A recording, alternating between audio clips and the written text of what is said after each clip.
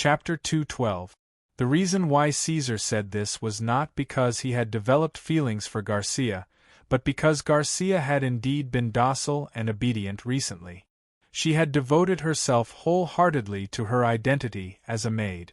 As time passed, the Black Dragon Lord would naturally treat her as his personal belonging and develop a certain degree of possessiveness.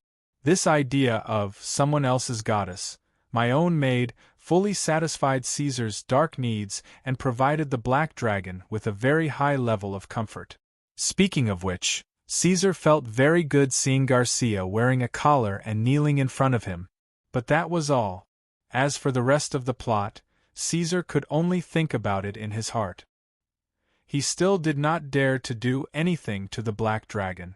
Luna would be very sad. Since he had already promised Luna to marry her, Caesar would definitely not do anything that would make her sad. The Black Dragon Lord's current goal was to make himself stronger and better his genes as soon as possible so that he could be prepared to create a new species. Fairy Dragon?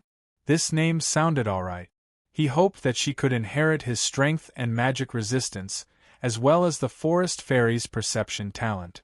As for the rest, Caesar did not have any extravagant hope. These were already very powerful, and the Dragonmaw clan was counting on them. The little girl was only in her early 20s, and the forest fairy was far from being an adult. The Black Dragon had already begun to think about these things. If Luna were to know about this, she would probably ignore him for a long time. Putting aside his messy thoughts for the time being, Kasia's corruption had already progressed to this stage. In terms of emotions, it was already sufficient. If Kasia were to continue down this path, it might develop in a strange direction. This was something that Caesar did not wish to see. After all, even intelligent creatures could be tamed. In his previous life on Earth, this pattern was known as the Stockholm Syndrome. In Eladia, it was known as the evil corruption. There was no need to explain how such a situation happened. Recently, Garcia had already begun to show some obvious signs. Caesar could see it very clearly. Perhaps she would occasionally become alert, but in Blackwing's lair, which was completely isolated from the outside world and unable to come into contact with the concept of kindness, Garcia could not do anything alone. This corruption process was almost unstoppable. Now it was time to stop. What Caesar needed was an elven queen with her own thoughts and abilities, an independent personality, not a female slave who served the Black Dragon wholeheartedly and had been completely trained. This would not do. He had thought about it. It was best not to completely corrupt Garcia and make her lose her god's favor and fall into the abyss of evil. In the end, he would probably only obtain a vase with low combat strength. In reality, this outcome was meaningless other than satisfying Black Dragon's dark sexual fetishes. After all, under such circumstances, it would be difficult for Garcia to return to the Elven Forest and continue to rule over the people who originally belonged to her. If the change was too great, the creatures in the Elven Forest would quickly notice the difference in their queen. When that happened, they would cast an alignment verification spell on her, and everything would be over. Creating a powerful queen would be enough. Garcia would get close to Caesar and learn the excellence system of Blackwing's lair. Then, she would return to the Elven Forest and walk a path that she believed was right and do what she believed to be right. That would be enough. At present, it seemed that Caesar had already achieved half of his goal. He only needed to add fuel to the fire and Garcia would be able to return. After all, the Black Dragon still had other things to do. The Elven Forest was indeed important, but it was not as important as the northern kingdoms. He did not have the time to spend all his effort on the Elven Queen. The war in Lion Kingdom was just as Caesar had predicted. Grand Duke Lionheart's morale was high and he had taken down many cities. The shapeshifter's abilities were limited, and it was difficult to count on them to play any tricks with the disparity in military strength. Even if Caesar had tried to mobilize them from afar, the results were not ideal due to the delay and many problems with the details. As time passed, more and more problems appeared on the North Rhine side. The most important thing was that the person who had acted as Brendel's guardian, Nina, had been assassinated. The ugly shapeshifters' true forms were exposed. Although they tried their best to cover up the news, they still could not stop the news from spreading like a hurricane. The North Rhine army's already low morale became even more unstable. Under such circumstances, Caesar could no longer sit on the sidelines. He sent an army to assist North Rhine. Damn it. Caesar, that guy, how long does he plan to let us stay here? A world full of undead is so boring. On the ground that was completely cold and hard because of the shadow elemental invasion, the little female dragon who had grown up a little bit laid her neck flat on the ground. She stared at the unintelligent skeletons walking around in front of her and wagged her tail as she spoke to Garin, who was lying on a twisted tree gnawing on it. Blakesia was full of resentment.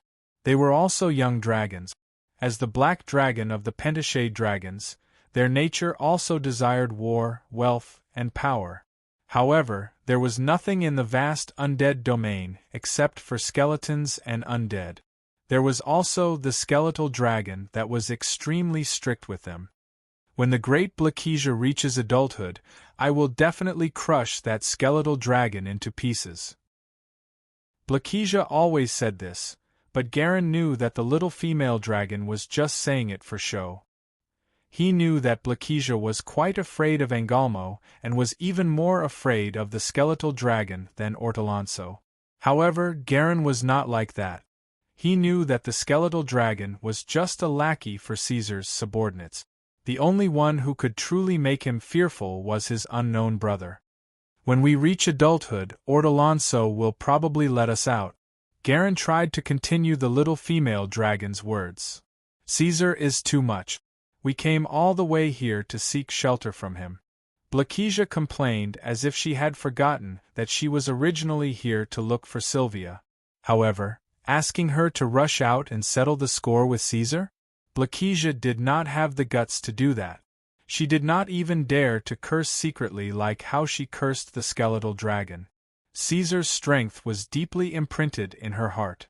She was afraid that Caesar had some strange ability that could detect her every move. Just as the two dragons were chatting, the entire Underdark suddenly shook. The skeletal dragon Angalmo's excited roar spread throughout the undead domain. It was summoning the undead army. Blakesia immediately climbed up from the ground. Garin also jumped down from the tree.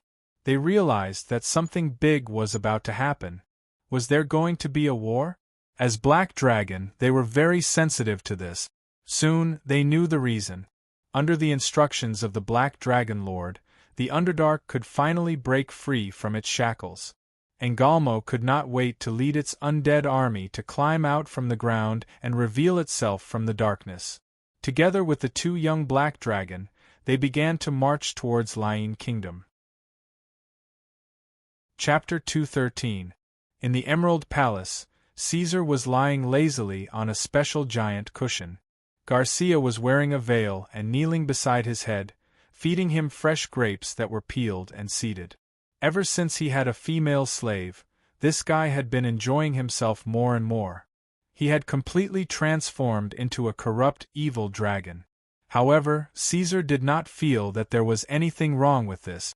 After completing his revenge, he continued to work tirelessly to strengthen his power and expand his influence.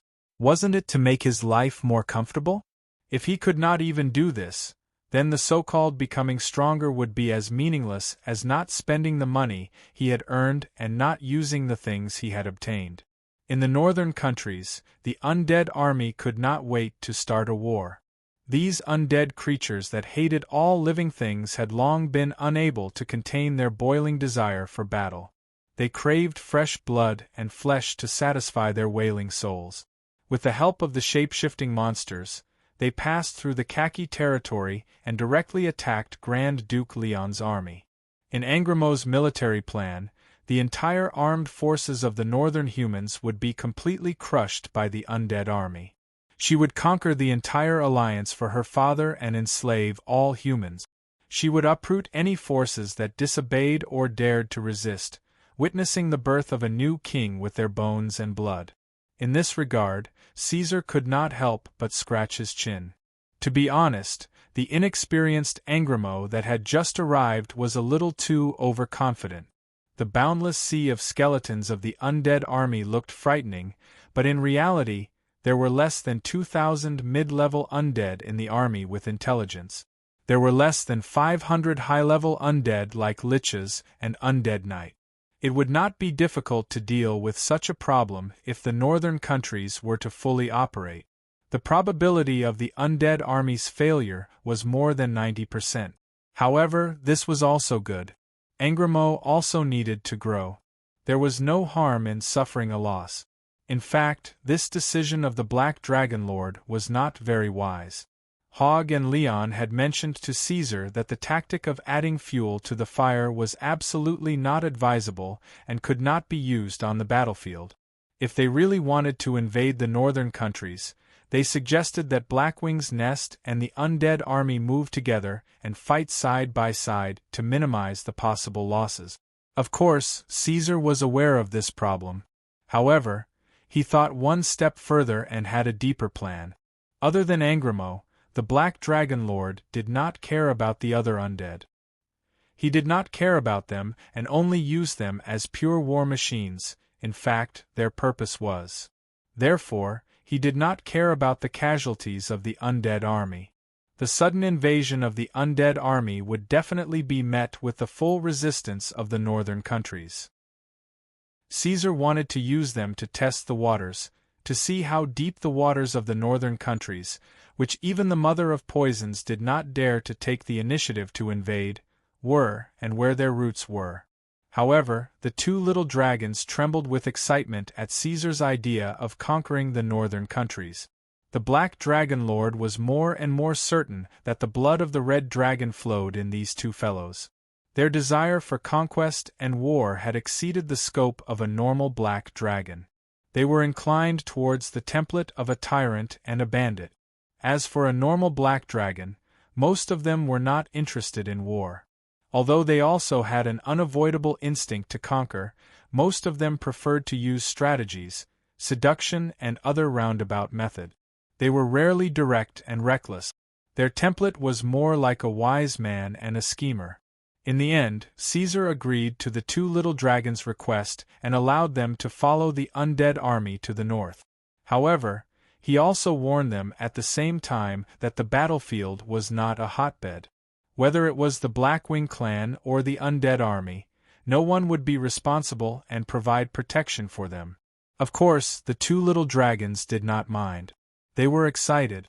It was their first time participating in such a large-scale war. They could not wait and were extremely excited. Two stupid fellows.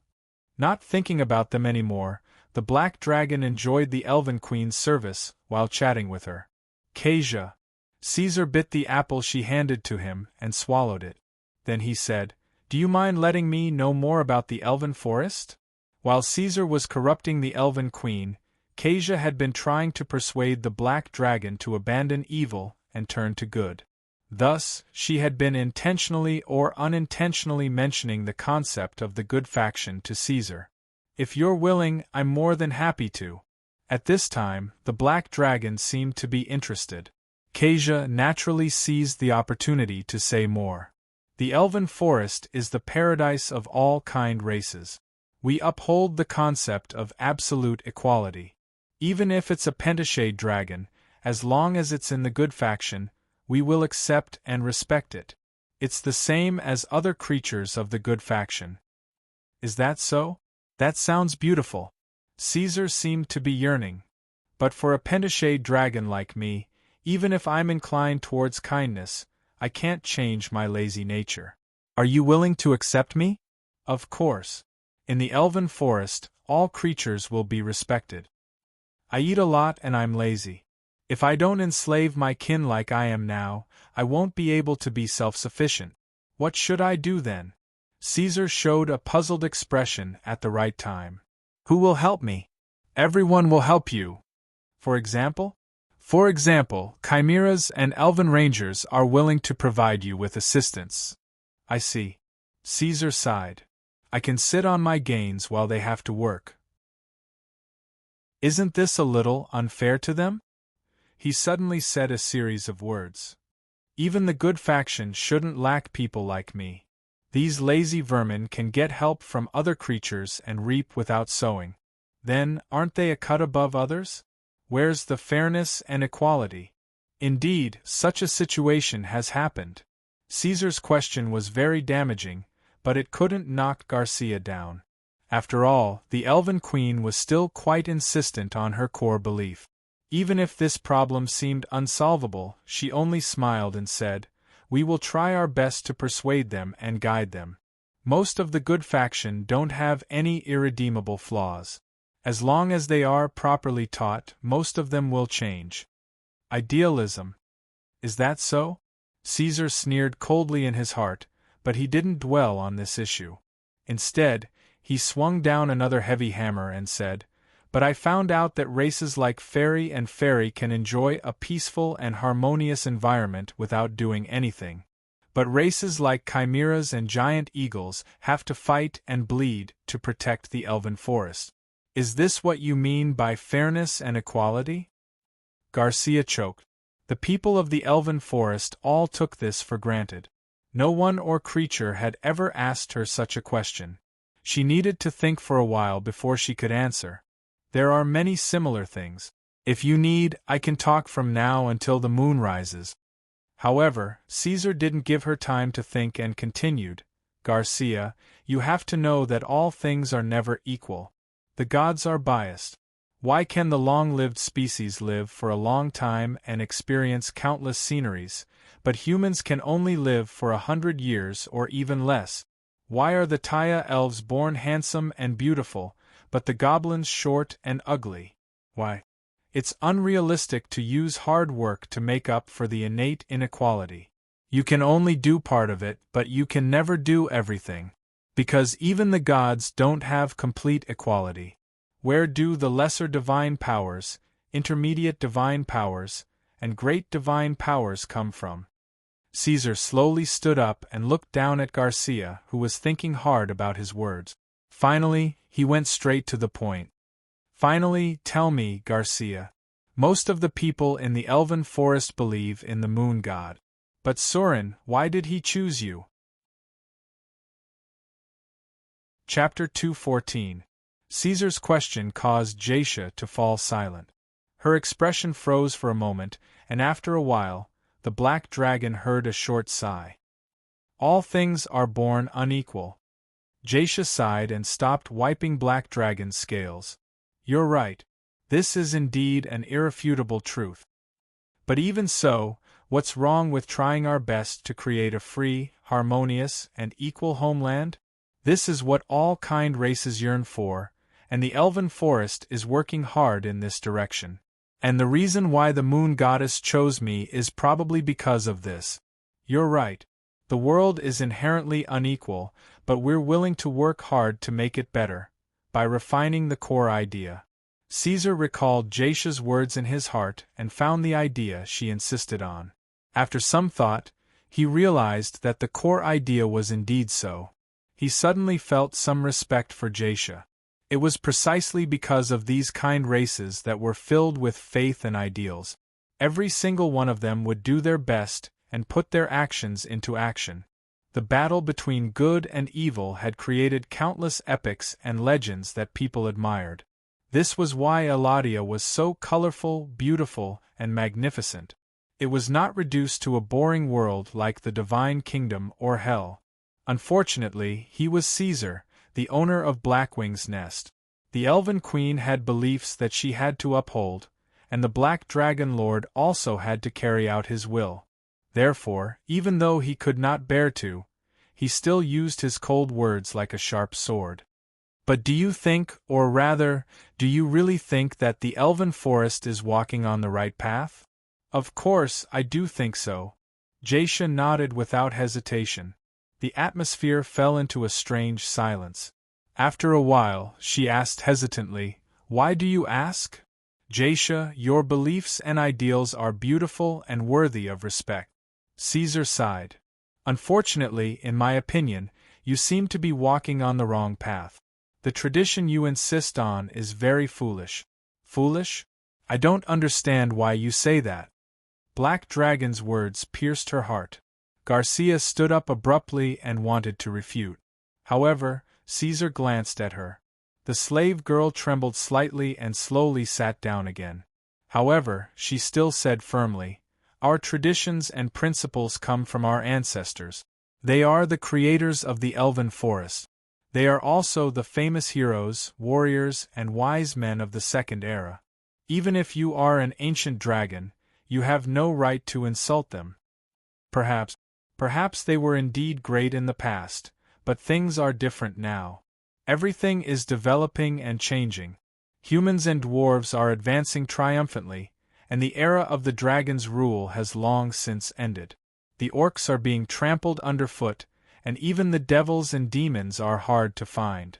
Caesar said, "You, on the other hand, are still clinging to the traditions and principles that were eliminated by the Third Era, waiting for death. If your ancestors woke up from their long slumber and saw the elven forest burn to ashes, what would they think?" Caja's fingers trembled slightly. Even if the queen was perfect and had no weaknesses, the elven forest was still her weakness. "Please be more specific. Haven't I made myself clear enough?" The black dragon grabbed the beautiful Tia elf and held her in his claws. He looked at her and said, "Listen, Caja. Even if there is no Blackwing's nest, there will be Redwing's nest and Whitewing's nest. The elven forest that relies on the past can only tremble in fear and struggle at death's door. Why did I attack the elven forest, and why did you appear in Blackwing's nest? When you tried to make the right choice, what dragged you into the mud? Answer me." "It's the Parliament." Caja thought for a while and answered subconsciously. "The elven forest does not lack power, but you can't even stop a lone black dragon. What is the reason for the delay?" "It's the elders." "Is that so?" Caesar sneered. "These stupid and rotten fellows. What right do they have to defy your decision? Persisting in the wrong path and bringing disaster to the elven forest?" He had already learned a series of reasons from Luna. The Parliament has the power to interfere and even overrule the Elven King's decision. Any important matter has to be discussed and approved by the Elder Parliament before it can be implemented. Caja's voice was bitter. "This is our traditional law." "I see." After a series of questions and answers, Caesar shifted the focus of the conversation back to the original topic. He seized on Caja's words and cut to a deeper level. "The elders are just the claws and teeth created by the system. Your so-called traditional laws and equal distribution of power are the real culprit." Caja did not reply. The system of the elven forest originated from the decisions of the ancient sages. They were the common ancestors of all the creatures in the elven forest. She could not and did not dare to casually criticize herself. "It seems like you still don't understand." Caesar grabbed her and crawled out of the palace. He said to the wyvern guards stationed outside, "Go and find Ren." Soon, the half-lich arrived. Speaking of which, this was the second time Ren had stepped into the Emerald Palace. The first time was when he first met the Dragon King. Ever since this fellow scared little Luna, Caesar had told him to stay as far away as possible. Without being summoned, Ren could only walk to the treetop fortress at most before he had to stop. "Show her." When the half-lich arrived, Caesar said, "I promised you that I would send you back as long as the elven forest sends a messenger to ask for you. But why are you still being enslaved and tortured by the evil dragons until now?" Following the order, Ren nodded and took out a memory crystal that could replay images. During this period of time, he had only done one thing, which was to follow the Black Dragon Lord's instructions and monitor the movements of the elven forest. Although his strength was limited and could not be perfect, he still recorded a lot of useful information. What Caesar showed Garcia was the scene of the elders' discussion after the Elven Queen was captured by the Black Dragon Lord. The whole process was one elder raising a topic, another elder immediately objecting, and the rest slowly mediating, suggesting that the elder raise another proposal, another elder objected, and the rest continued to mediate. This process was actually quite boring. Garcia had experienced it many times, but as the person involved, he might not feel that there was anything wrong with it. But from the perspective of a bystander, he would immediately feel despair at the pedantic ignorance of these elders. There were 5 or 6 similar scenes, each with different scenes. This meant that the discussion had been going on for at least 5 or 6 days. But they still did not take any action. Lamentable efficiency and the parliamentary system. Caesar noticed that Garcia's hands were slowly clenching. Logically speaking, the Elven Queen was very firm in her core beliefs, and the Black Dragon Lord would not be able to influence or reverse the corruption. But the key was that the system itself was problematic. When the ancestors of the Elven Forest established this system, they believed that it was excellent and efficient. Not only would it show the ultimate ideal of equality, it would also help the leader to consider things thoroughly and prevent bias. It was under such a premise that they decided to set up the parliamentary system and pass it on to the next generation. Unfortunately, even the gods could not predict the final development of things, let alone the ancestors of the Elven Forest. After thousands of years of continuous changes, the power of the Elven Forest's Elder Council gradually expanded. Their voice grew stronger with each generation, and until now, they had even reached the point where they could veto the will of the Elven King with a single vote. This had completely deviated from the original intentions of the Elven Forest's ancestors. On the other hand, as the descendants of the Elven Forest, they could only passively adapt to this system. It was difficult for them to understand the true meaning of the system. Even if some scholars could get a glimpse of it from ancient books, they had never personally experienced the ancient era and could not empathize with it. As such, the Elven Forest was now very vulnerable to external influences. They would be influenced by the ideologies of good, evil, or neutral. After that, their original views would more or less change. It was no wonder that the Elven Forest was now in seclusion, minimizing contact with the outside world. It was precisely because the times had changed that their system was old and rotten. If they received too many foreign ideas, it would easily lead to chaos. In order to maintain harmony and stability, the higher-ups could only do so. Unfortunately, this layer of security had now been torn apart by the Black Dragon's sharp fangs and claws. And the one affected was the most important person in the Elven Forest, the Elven King, Garcia Yufeng. Chapter 2:15. After the recording was finished and the Demolic left, Garcia looked up at the Black Dragon and spoke again after a long time. I admit that there may be some problems with our traditions and system, but why are you telling me this? She did not realize that her words were filled with anticipation. Why? Caesar scratched his chin. It was hard to understand why a black dragon would be concerned about the problems of the kind race system. Maybe it's because of my sympathy. Thank you for your kindness. Garcia lowered her head and did not pursue the matter. I'm curious. However, Caesar was still speaking. The black dragon tilted his head and looked at her in confusion. Have you never thought of changing? Where is your persistence? Where is your so-called belief in leading the Elven Forest to a better place? Do you intend to be held back by these burdens? Change. Garcia muttered repeatedly, not knowing what to do. She was like a puppet, and the black dragon was the one pulling the strings, pulling her thoughts out of her head bit by bit. How to change? I think you are already familiar with Blackwing's lair. Now let me ask you a question. Compared to Blackwing's lair, which system is better? It's even better, Garcia repeated. She was already aware of the Elven Forest's weaknesses, but she did not notice any flaws in Blackwing's lair. However, The Elven Queen's intuition told her that there must be flaws. Before she knew it, she did not dare to jump to conclusions. She hesitated and said, "The latter? There is no doubt that Blackwing's lair is better than the Elven Forest. Now, let's assume that if you were to lead the revolution and get rid of the Elven Forest's outdated system and replace it with a new and excellent system, would the Elven Forest become better?" After many layers of preparation, the Black Dragon finally revealed the path he wanted the Queen to take. However, things did not seem that simple. After thinking for a while, Garcia immediately shook her head. The collision of the two thoughts in her mind made her emotional. This was the first time Queen Whisperwind showed such intense emotions. "No, we can't do this."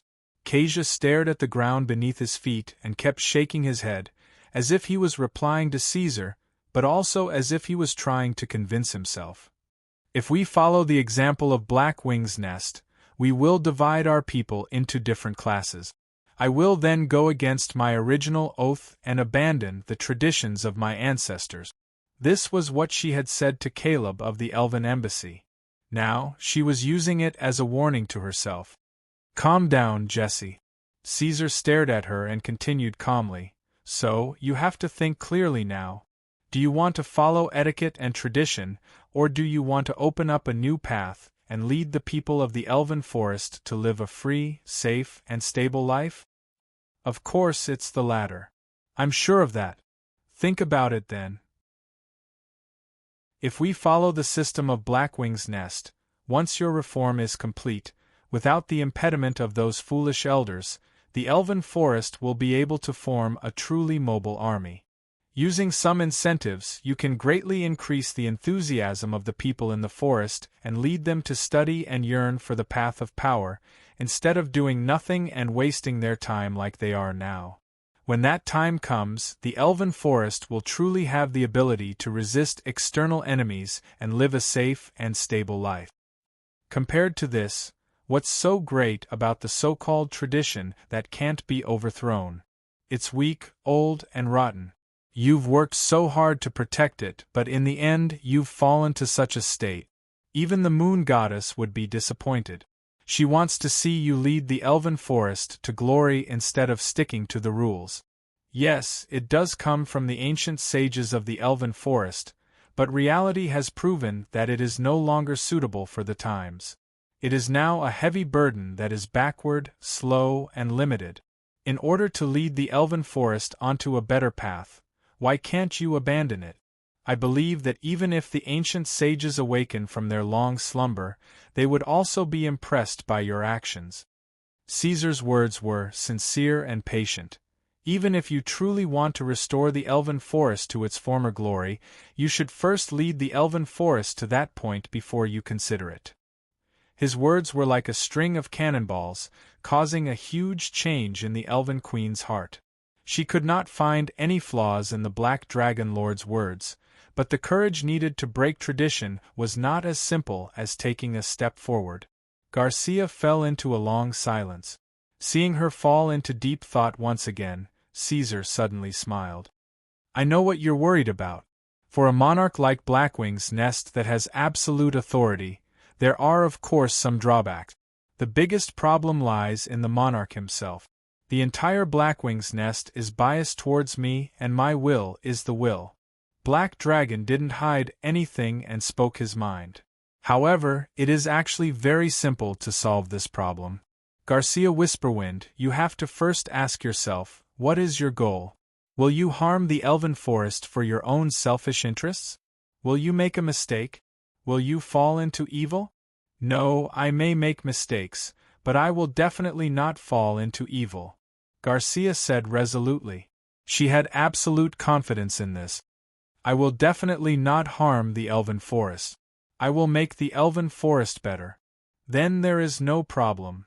The Emerald Palace fell silent again. Black Dragon didn't speak anymore. His goal had been achieved. He wanted Garcia to walk the path she thought was right and do what she thought was right. She wanted to become the powerful queen of the Elven Forest. This help didn't seem to benefit the Black Dragon Lord at all, but in the fog, The real core of the problem was that Garcia wasn't a machine. She had emotions and preferences. As the elven queen who had been corrupted by the black dragon, Caesar could easily influence her and interfere with the entire elven forest. Yes. Garcia knelt on the ground and pondered for a long time. After a long time, he finally spat out such a strange word. Then, he raised his head and asked, "Dragon King, if my understanding is not wrong, you are helping me? Why are you doing this?"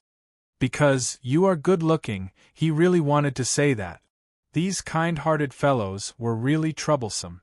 Even though the seed of corruption had been planted, Garcia was still vigilant and alert when it came to a major issue that concerned the fate of the entire elven forest.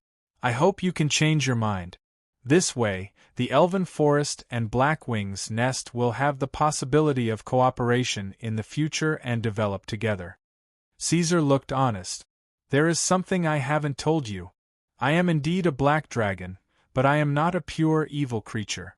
I am actually a neutral and harmonious black dragon, so you don't have to worry about the possibility of the black dragon corrupting the elven forest. You can rest assured. If you don't believe me, you can try using the verification spell." Caesar was telling the truth. He had already asked the Demolic Leon to verify him. The result was that he was indeed neutral, although the Black Dragon Lord himself was full of doubts and didn't know why this would happen. "Sorry," Garcia said. As Garcia spoke, she really began to cast the alignment verification spell. At this time, she couldn't help but take it seriously. If the Black Dragon was in the evil camp, then Garcia had to think deeply. He might be plotting some scheme that she had yet to discover. Only when the verification result was out did she completely relax. Chapter 216. The closer they got to the elven forest, the denser the trees on both sides, and the older the trees were. As the hills rose and fell, they flowed into the ravine below. The slopes on both sides also rose, and there were clusters of hazelnut trees on the slope. After discovering that your people had not contacted Blackwing's nest for a long time, I took the initiative to send a messenger to the elven forest, and reached an agreement with your elder council. Now, it's time to fulfill the agreement." The black dragon stopped at the shoulder of a mountain protruding from the valley below. His voice was very calm. He deliberately suppressed his voice, and it was far less fierce and hoarse than before. "Let's go back." This place happened to face the elven forest, and looking across the flat basin, they could see the Taya elves pouring out of the forest. "Thank you." The Stockholm Syndrome was very harmful. Anyway, Garcia did not feel wronged. Instead, she developed an inexplicable sense of dependence on the Black Dragon Lord who enslaved her. At this moment, she actually felt a little reluctant to part with him. "Thank you for your guidance and care over the past few days." Even Luna was shocked. She lay on the black dragon's back, and her eyes wandered between the two of them. "Oh right, there's another thing." As Caesar spoke, he turned around and took something from the battle lizardmen who came with him. "I'm very sorry that your crown was lost that day, so I've prepared a new one for you as compensation." It was a crown that was completely different from the crown made of Yanan flowers and agate. The cost of the crown was astonishing. It looked like it was made of 100% black gold, and its shape was like a burning black sun. There was no need to deny that it also had undeniable beauty, and it was even better than the agate crown. It also matched Garcia's current attire better. "Take it." Caesar's words implied a command. Garcia hesitated for a moment, and then found Luna lying on the black dragon's back, winking at her. Thinking about it, it was best not to disobey the Black Dragon Lord and make him angry. The Elven Queen timidly opened her palm and took the crown. It was unprecedentedly heavy. "Look carefully, do you like it?" Garcia looked at it carefully. The top of the crown was sharp, and there was a line of fine lines around the outer ring and the inner ring at the bottom. The lines were more delicate than the most delicate brush strokes. They were flame-like lines, like flowing inscriptions. However, the crown was not a magic item. The Taya elf's senses told her that there was no hidden power in it, and that it was an ordinary item. Garcia was relieved. She stretched out her hands and handed the crown to the black dragon. This crown was not cheap. "Thank you for your generosity, Dragon King." Caesar nodded with satisfaction and took back the gift. He held it between the first and second hooks, then moved his right claw and put it on for her. As it was custom-made, the size of the black and gold crown was just right. It fit perfectly on Jacia's fair forehead and tied up her beautiful silver hair. "It's done." It was only then that Caesar's words contained a hint of a smile. "Go back and stay with your people." After saying that, Black Dragon turned around and left with Luna and the Blackwing clan without any hesitation. He didn't dare to. Garcia stood there and watched until the Black Dragon Lord disappeared from her sight. Then, she turned around and walked into the elven forest alone. She was like a queen who walked out from the darkness. "You bastard, tell me, what did you do to Her Majesty Yufeng?" After separating from Garcia, the little girl started to make a fuss. She ran around the black dragon's head, shook his tail, and pulled the horns on his head. "I didn't do anything." Caesar cooperated and said, "I swear I didn't do anything." "I don't believe you. The way she looked at you was not right. I noticed it." Sitting down in Caesar's paw, little Luna felt wronged. "Black gold, isn't that your food? You have never given me anything so expensive." "It's mainly symbolic. It's to prevent Garcia from returning to the elven forest." After explaining for a while, Caesar realized that he had let the cat out of the bag. He corrected himself and said, "It's not some magical metal. Furthermore, when have I not given you anything valuable? Isn't the treasury of Blackwing's nest yours?" "This is different." Luna was furious. She raised her hand to get the black dragon to focus. Seeing Caesar's confused expression, she muttered to herself for a while and then sighed. "Forget it, stupid dragon. You won't understand even if I tell you. I'll forgive you this time." Luna did not continue to pester him. However, Caesar noticed a flash of silver light. Looking carefully, he realized that the little girl was wearing a small silver bracelet. This was something that had never happened before. The black dragon asked, "Where did you get the bracelet? I don't remember having one like this in the treasury." "How is it? Does it look good?" Realizing that Caesar had noticed the details on her body, the little girl immediately smiled. She threw all the small problems that she had been thinking about to the back of her mind and extended her right hand to show the black dragon. "This was given to me by Her Majesty Yufeng before we parted." "Garcia's item?" Caesar immediately became serious. However, towards Luna, he still suppressed his voice and said softly, "Come, take it off first." Noticing that the black dragon's mood was slightly off, the little girl immediately became obedient. She obediently took off the silver bracelet from her wrist and placed it on the black dragon's open front paw. "This is a magical item." "Yes, this is a defensive magical item, just like the necklace you gave me. However, this is much more powerful. It's a magical item that's close to the legendary level," Luna introduced as she stole a glance at the black dragon's expression. "This item has special characteristics. Why don't Caesar, if you need it, you can use it first?" "I don't need a magical item." Caesar shook his head and then asked seriously, "Does this item have anything to do with the moon god? I mean, does it contain divine power?" This was the key to the problem. A magical item, even if it was a legendary item, would not attract the Black Dragon Lord's attention. However, Garcia was the moon god's chosen one. Her item might be related to the moon god, so Caesar had to pay attention to it. He would never allow Luna to have anything to do with the gods. It was not that he wanted to restrict Luna's development and turn her into his canary. However, the gods were not something that Caesar could deal with at the moment. He was worried that if something related to the gods happened, he would not be able to protect Luna. He had already promised Luna that he would not let anything happen to her. If Garcia really played such tricks, the Black Dragon would not be as kind as he was now. Of course not.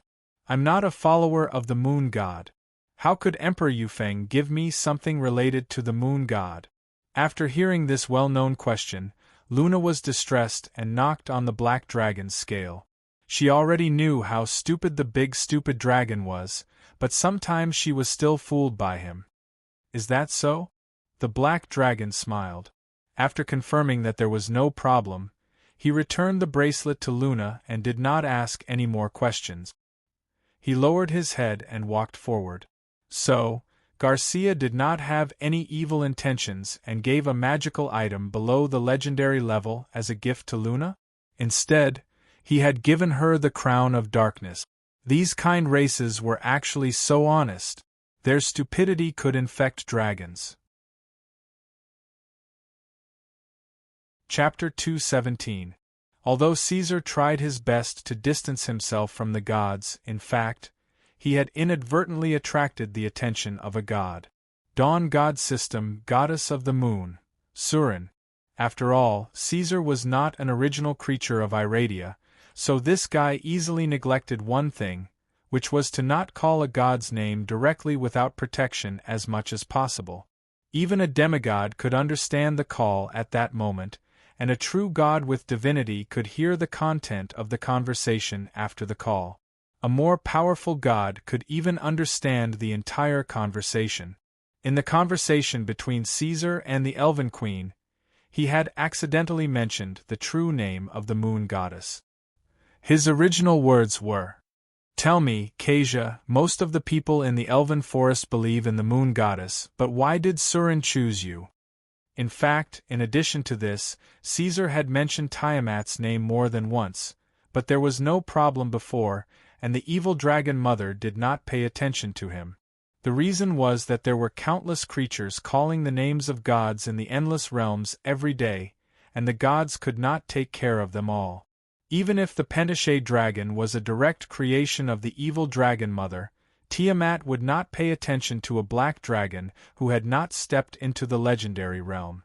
But Serene was different. The doctrine of the Moon Goddess was, trust in the glory of Serene. Serene blesses and protects all lives illuminated by her light. When you are in confusion and in danger, remember to ask the moon for help. She will be your most loyal guide. There was no doubt that this was a true, pure and orthodox good god, so if possible, Serene would try her best to pay attention to every life that had called her name, regardless of good or evil. So, she noticed this black dragon, Caesar Ordoronzo Tangerine. Gods were very sensitive to beliefs, so Serene only had to pay a little attention to him and immediately found out that this guy was actually a non-believer. Although he was shouting about Tiamat above, in his heart, he did not believe at all. A Pentashe dragon, but he was not a believer of Tiamat or the other evil dragon gods. This made the Dawn God System's Moon Goddess curious, and have a good impression of him. She began to observe this black dragon in depth. Another dragon-type anomaly. Very quickly, Moon God discovered the problem. She looked at Black Dragon with interest. Of course, it was just interest. As far as the gods were concerned, Caesar's soul, which came from a foreign body and was not a native soul, was not surprising. It was not enough to shock Suluan. For the gods who had almost endless lifespans, they had seen many such things. Over countless years, there would always be some sort of abnormal soul appearing in the prime material plane, bringing interesting thoughts and changes to the astral realm that contained all things. To this day, there were still many anomalies active in the star boundary. However, no god knew where these souls came from. Even the god of gods, Ao wasn't omniscient and omnipotent. Even if the anomalies themselves told him, he probably wouldn't be able to explain it clearly. However, there were still some gods who were interested in research who had done statistics.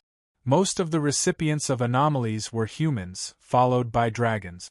In comparison, elves, dwarves, and other species had a much lower probability of receiving anomalies.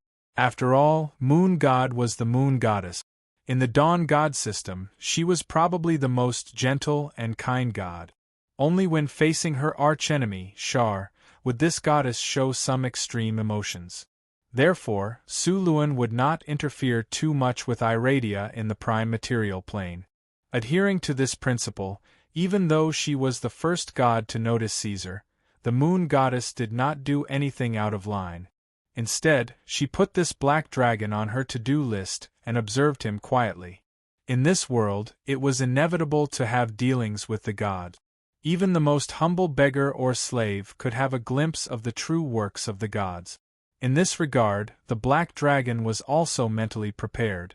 It was just that he wanted to delay the appearance of this node as much as possible. Caesar should be thankful that before he fully matured, the first person to notice him was the kind and gentle moon goddess, and not the evil dragon mother or the other dawn gods who were committed to violence and recklessness.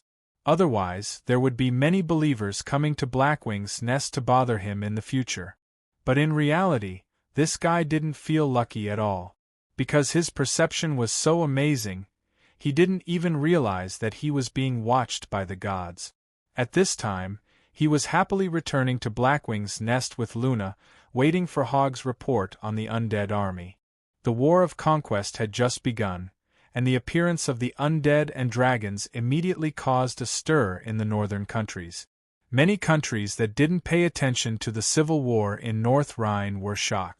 Soon, the humans understood the truth of North Rhine's Brendel colluding with foreign enemies, and the countries were in an uproar. Grand Duke Lionheart was very smart. When he realized that his enemies had changed from North Rhine to the undead and dragons, he decisively pulled back and retreated to the original border line. With the border fortress as a base, he defended the city and didn't take a step outside. Belizer Lionheart's mind was very clear. After the appearance of the undead, he had already realized that this was no longer a civil war in Rhine, but a war between humans and foreign monsters. The alliance of the northern countries didn't have the power of the central city and the unfallen empire, so every time such a time appeared, the entire northern countries would gather together and put aside their old grudges and misunderstandings, and unite as one to resist the foreign enemies. This was a tradition. It was so in the past, and it was still so today. Under the resolute resistance of Grand Duke Lionheart and his powerful vassals, the fortress named Rock tenaciously blocked the advance of the undead army. At the same time, the northern countries showed such a strong ability to mobilize for war for the first time. Almost 3 days after the appearance of the undead army, the armies of the neighboring countries immediately arrived at the Rock Fortress to support Grand Duke Lionheart. The undead army came aggressively, but it was a pity that they were only aggressive. Other than North Rhine, which was originally controlled by the mutated monsters, they had already suffered resolute resistance and losses before they could conquer the rest of the land. But such losses weren't enough to make the skeletal dragon Black Knight cower. Even if they were completely wiped out, the undead creatures wouldn't hesitate at all. After being suppressed in the Underdark for so many years, their thirst for blood was as hard to satisfy as a widow in the prime of her life. War, there was only war. Under the command of the skeletal dragon, facing the insurmountable rock fortress, the undead army relied on the advantage of the sea of skeletons. There was no strategy to speak of. They directly pushed forward and attacked the war fortress 24 hours a day without rotation. At the same time, in the Underdark of the Theron Gobi, the 3 shadow pawns were continuously producing new mid-level undead to provide troops for the sea of skeletons. On the main battlefield, the liches were also constantly decaying the dead and creating skeleton soldiers. However, the resistance of the northern kingdoms was resolute. The rulers of each kingdom weren't useless fools. They knew very well that Boulder Fortress was South Rhine's first line of defense against the undead creatures, as well as the most crucial one. Once it was lost, the undead army would directly invade and wreak havoc in the entire South Rhine kingdom. Once they occupied the entire Rhine kingdom and took root, it would be very difficult to expel them. What was puzzling was that behind the undead army, North Rhine was very quiet. Logically speaking, there should still be many humans left there, but there was no news. Could it be that they were all cruelly killed? Chapter 2:18. Of course not.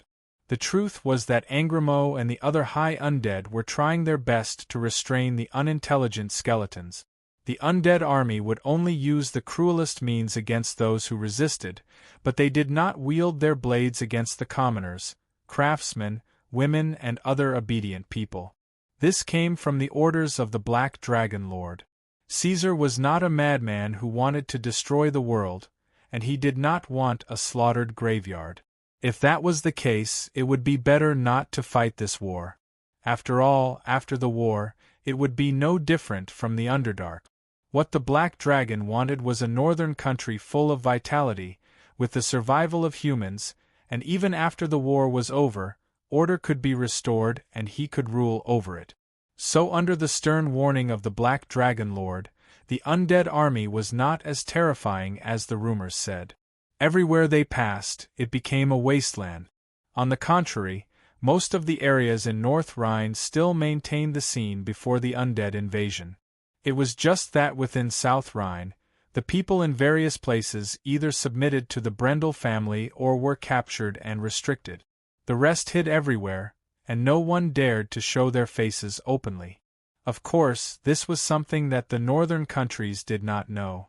In fact, even if they knew, the king, grand dukes and other rulers would block this news. In order to protect their own notice, they would wantonly spread the horror of corpses everywhere the undead army passed, cutting off all means of retreat and burning the boats, so that the people would be completely desperate and join the army to fight to the death. In fact, South Rhine led the way and several neighboring countries were already doing this. In fact, on the battlefield, Angramo was not a good commander. She was a strict and cruel undead queen, but she did not know how to fight. The Black Knight Nigendro was the same. These undead commanders were all unqualified. Perhaps Black Dragon and Garen had some talent, but the skeletal dragon followed his father's orders, and the Black Dragon Emperor did not allow them to touch any power. So now, even though the undead army far outnumbered the Firmrock fortress, they were still unable to gain the upper hand in the battle. The undead army was battered and bruised under the combined attacks of magic, crossbows, and kerosene. The ratio of casualties was as high as 20 to 50. In other words, the death of 50 undead soldiers in exchange for the death of one human soldier. This was something that even the high-level undead couldn't tolerate. For this reason, the skeletal dragon Angramo had been mobilized several times, bringing along 2 black dragons. However, their strength was limited, and they weren't able to gain the upper hand in the battle against the high-level warriors and mages of the Firmrock fortress. Among them, the more violent Blackshia was even severely injured and had to return in defeat. It was just 2 young black dragon. No matter how talented they were, it was still very difficult for them to be fierce against the defenders of the Firmrock stronghold. On the other hand, Grand Duke Lionheart also couldn't push the battle line forward. Once they left the Firmrock stronghold and lost their defensive fortifications, the casualty ratio would immediately rise to another number. Exchanging lives with the undead was unacceptable to all humans, so he still maintained a defensive posture, allowing the undead army to block the entrance of the Firmrock stronghold. However, this seemingly balanced battle situation was about to be reversed as time passed. A small number of high-level mages had already arrived at the battlefield through teleportation, and more armies from various countries were also on their way, constantly replenishing the strength of the Firmrock stronghold. In the constant battle of attack and defense, Blackshia and Garen finally gained some fame. Unfortunately, the 2 young dragons had found the wrong opponent. The first time they entered the world, they had to face the entire army of the northern countries, so the two of them didn't have any achievements to be proud of, nor was there anything worth praising or praising. Under such circumstances, in order to distinguish themselves from the other dragons, the humans patted their heads and casually gave them the title of Dark Twin Stars. Regarding this, Garen was quite happy. After all, it was his first title, and the feeling of obtaining it brought him a great sense of accomplishment. However, Black Shia was so angry that she was trembling. "I don't want to work together with you anymore," she roared at Garen. At the same time, this battle attracted the attention of many gods, most of which were weak gods. Powerful gods wouldn't pay attention to a battle of this scale. They all had their own thoughts. The gods of the evil camp were trying to get in touch with the skeletal dragon, trying to obtain the faith of Angramo, while the good gods issued a decree, calling their believers from all over to the Firmrock stronghold to resist the army of the undead. If this situation continued, the undead army, which didn't have any real power, would really be piled up here as time passed. Elven Forest. This place didn't receive the decree of the moon god, so the war of the northern countries had no effect on them. As for the war between the humans and the undead, the Tia elves didn't even notice. "I'm sorry, Your Majesty, I don't understand you." Caleb knelt on one knee, his expression full of confusion. He said, "You mean we still have to contact the Black Dragon and establish a friendly relationship with Blackwing's Nest? However, no matter which angle you look at it from, Blackwing's Nest is a thoroughly evil force. The Black Dragon has massacred our clansmen. It is our enemy through and through. It deserves to die and go to hell. Perhaps he does deserve to die." Kaja's back was facing him, so Caleb could only hear his voice, but he couldn't see the expression on King Windwhisper's face. However, in Iradia, many living evil creatures deserve to die, but many dead creatures deserve to live. "Caleb, even if the Black Dragon dies, can he return his life to our people? Can they awaken again? If he can't, then let's not be full of resentment and curse the Black Dragon to go to hell. Even the extremely intelligent moon goddess can't set the final destination for all things." At this time, Kaja turned her head, the smile on her face as usual, but the black gold crown on her head was shining brightly, making Caleb's eyes hurt. "In fact, the Black Dragon isn't purely evil. Although the Dragon King kidnapped and imprisoned me, he also treated me kindly from the bottom of his heart. I know this very well, Caleb." Caleb bit his lips. He vaguely felt that there was something wrong with the Queen's words, but he couldn't find any fault with it. He could only change the topic. "The elders won't agree to contact the evil dragon, Your Majesty." "Yes, the elders won't agree. Their stubbornness will lead the elven forest to destruction," Kaja said. She had already blamed all the suffering and bloodshed caused by the Black Dragon's attack on the elven forest on the elders. "The size of my dead clansmen constantly remind me of this." "Your Majesty, you want to? The elven forest shouldn't be like this. I want to lead my people to open a new path and live a peaceful and safe life. This is a reform, and it will hurt the power of the few who are conservative." Kaja bent down and helped the elven ambassador up, smiling at him. "Caleb, are you willing to help me?" This smile made him feel dazzled, and he didn't know what to do. Caleb's face immediately turned red, and he nodded heavily. "I'm willing to die for you, Your Majesty." After that, Caleb couldn't remember what Queen Yufeng said or told him. His mind was filled with the radiance of the Queen's face. Her voice was pleasant and varied, making him feel like he was dreaming. The Queen's supporters were determined to carry out her orders meticulously. After the elven guards left and there was no one around, Kaja bent her knees and sat down, facing the quiet elven lake alone. She took off the black gold crown on her head, stared at it for a while, and then held it in her arms in a daze. Chapter 219. To be honest, I'm very disappointed in you. In the Emerald Palace, the huge black dragon was lying down, his scarlet eyes staring at the blurry bubble in front of him. His voice was low. The demonic Ryan was standing beside him, his head lowered as he provided magic power to support the spell. "Sorry, Father."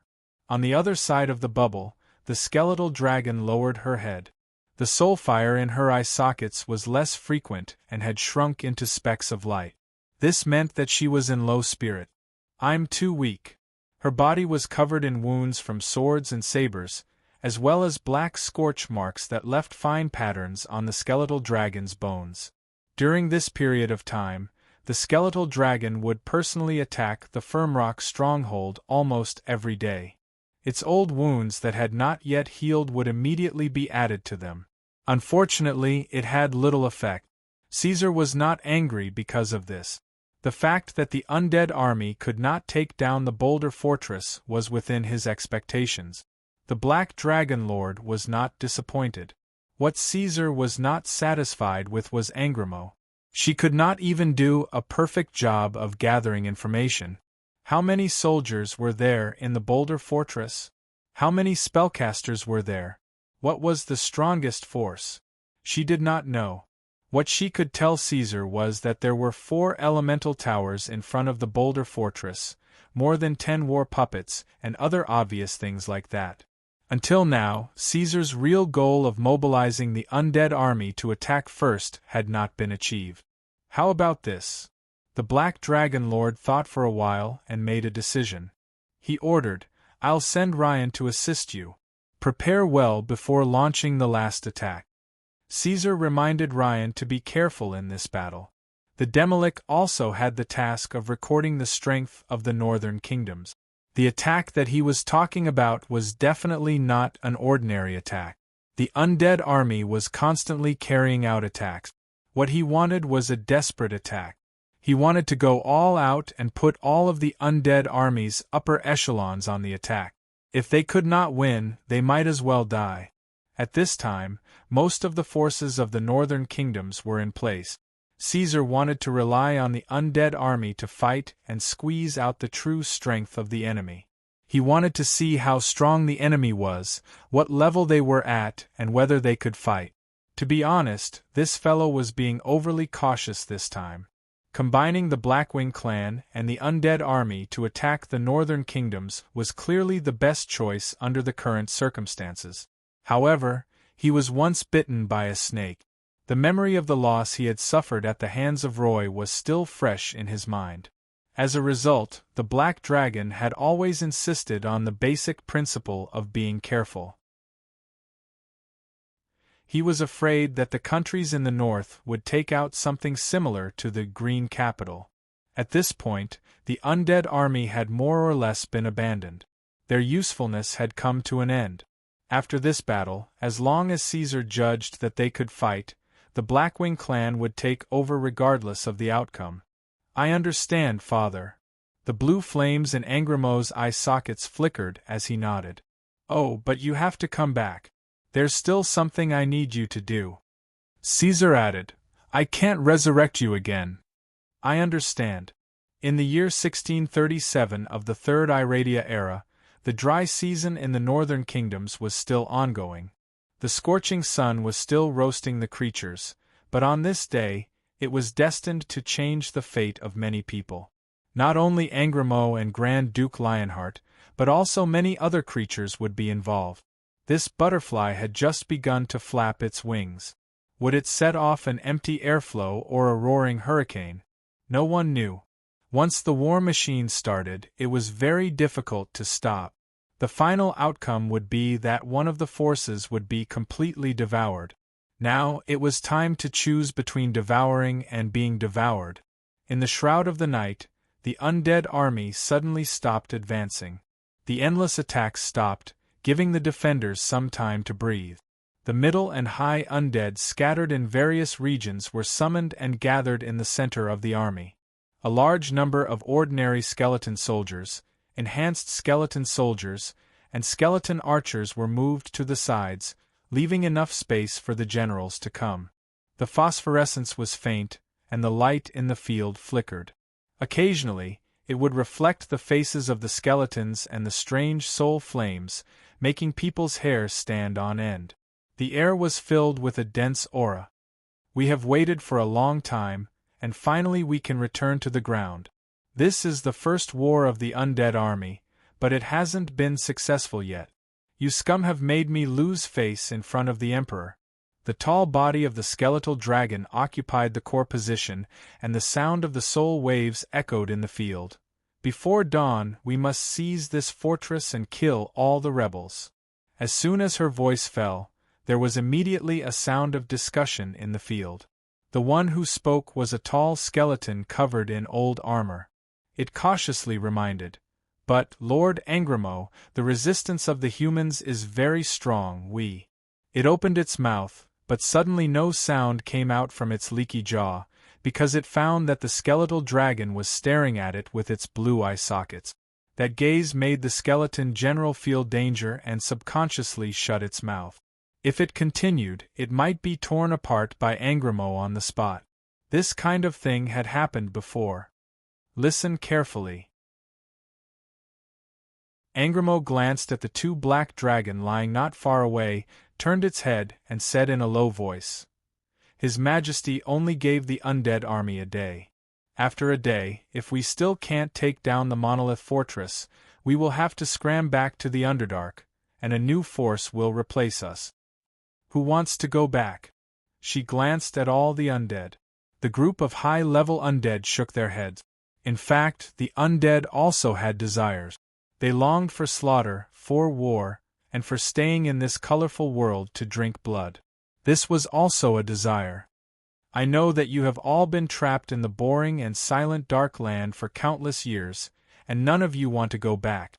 So, we must tear apart the defense line of human beings, shatter their armor, and conquer this land in exchange for our own opportunities."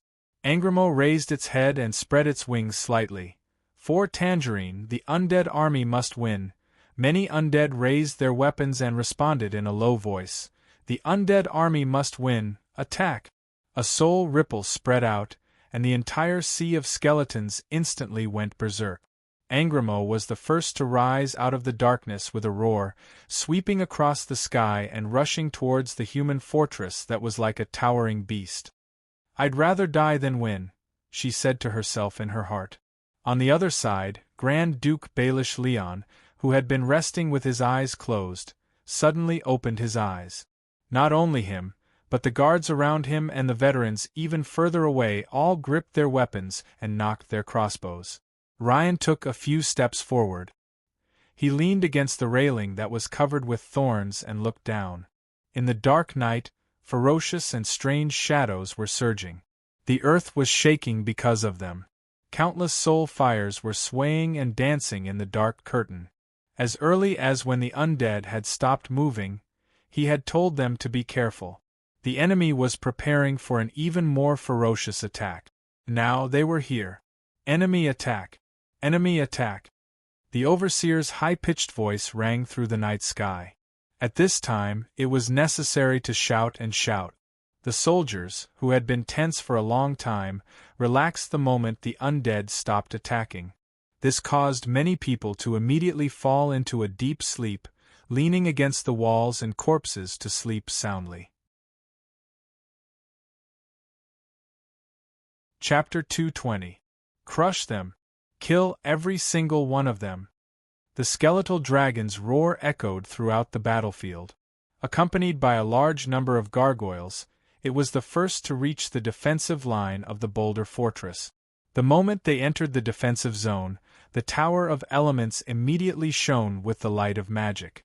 A spellcaster was controlling it, and the whistling explosive missiles were launched. At the same time, in the sound of the air being torn apart, a dense rain of arrows arrived at the same time. However, this wasn't enough to stop Angrimo's advance. This corpse dragon with blue soulfire all over its body decided to throw caution to the wind, forcefully withstanding the attacks and descending onto the walls of the Firmrock fort that were covered in sharp dragon thorns. 5 soldiers waved their weapons and tried to attack the huge bone dragon. However, the next moment, Angrimo waved its sharp claws and slapped their bodies away like broken ragdolls. After a long period of tug-of-war, the skeletal dragon's battle skills had improved tremendously. She did not stay in the same place for even a second. She did her best to roll and wreak havoc on the wide walls. Blue flames gushed out of her mouth, killing the heavily armored soldiers who were quickly gathering together. The skeletal dragon ignored its injuries and bore the pressure to tear open a gap. The undead army did not let her efforts go to waste. After that, the roaming gargoyles immediately rushed in while howling. Undead Lord also took the opportunity to lead the undead knights and quickly arrived on the scene. The dark knights brandished their magical weapons and howl. Using the force of the impact, they easily pierced through the bodies of the two defenders. As blood splattered everywhere, the undead let out the most carefree howls. That's it. Warriors of the undead army, kill all these humans. Before he finished speaking, a roaring fireball, boom! Without a doubt, the skeletal dragon did not have Caesar's abnormal speed. She was hit, and brilliant red flames exploded on her skeletal body like a rain of flowers. Angrimo staggered, and there was a sound like sand rubbing against stone in her body. Only then did she cancel out the attack and turn her head to look at the person who came. Less than 30 seconds after the high undead arrived at the boulder fortress, the spellcaster's support arrived immediately. Magic and holy light shrouded the area, and while giving the human soldiers various buffs, they also weakened the undead to the greatest extent. Paladins, priests, the sound of gnashing teeth could be heard coming from the mouths of the undead. The reason why the undead army had been defeated time and time again, and had not been able to take down the Firmrock fortress for a long time, was also related to the large number of professionals gathered here to counter them. After discovering that other than the two black dragons that were not much of a problem, the rest of the opponents were all undead souls, the various countries quickly recruited the priests and holy knights within their borders and sent them to the Boulder Fortress to provide support. Here, middle and advanced professionals could be seen everywhere. The dazzling white light made the undead instinctively retreat. Angrimo arched her body and saw the gargoyles on her left and right were annihilated in the holy light. Opposite her, light replaced the night.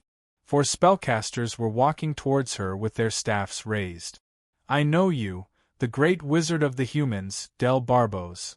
The skeletal dragon roared, "Today, you will become the best gift I can give to the Emperor."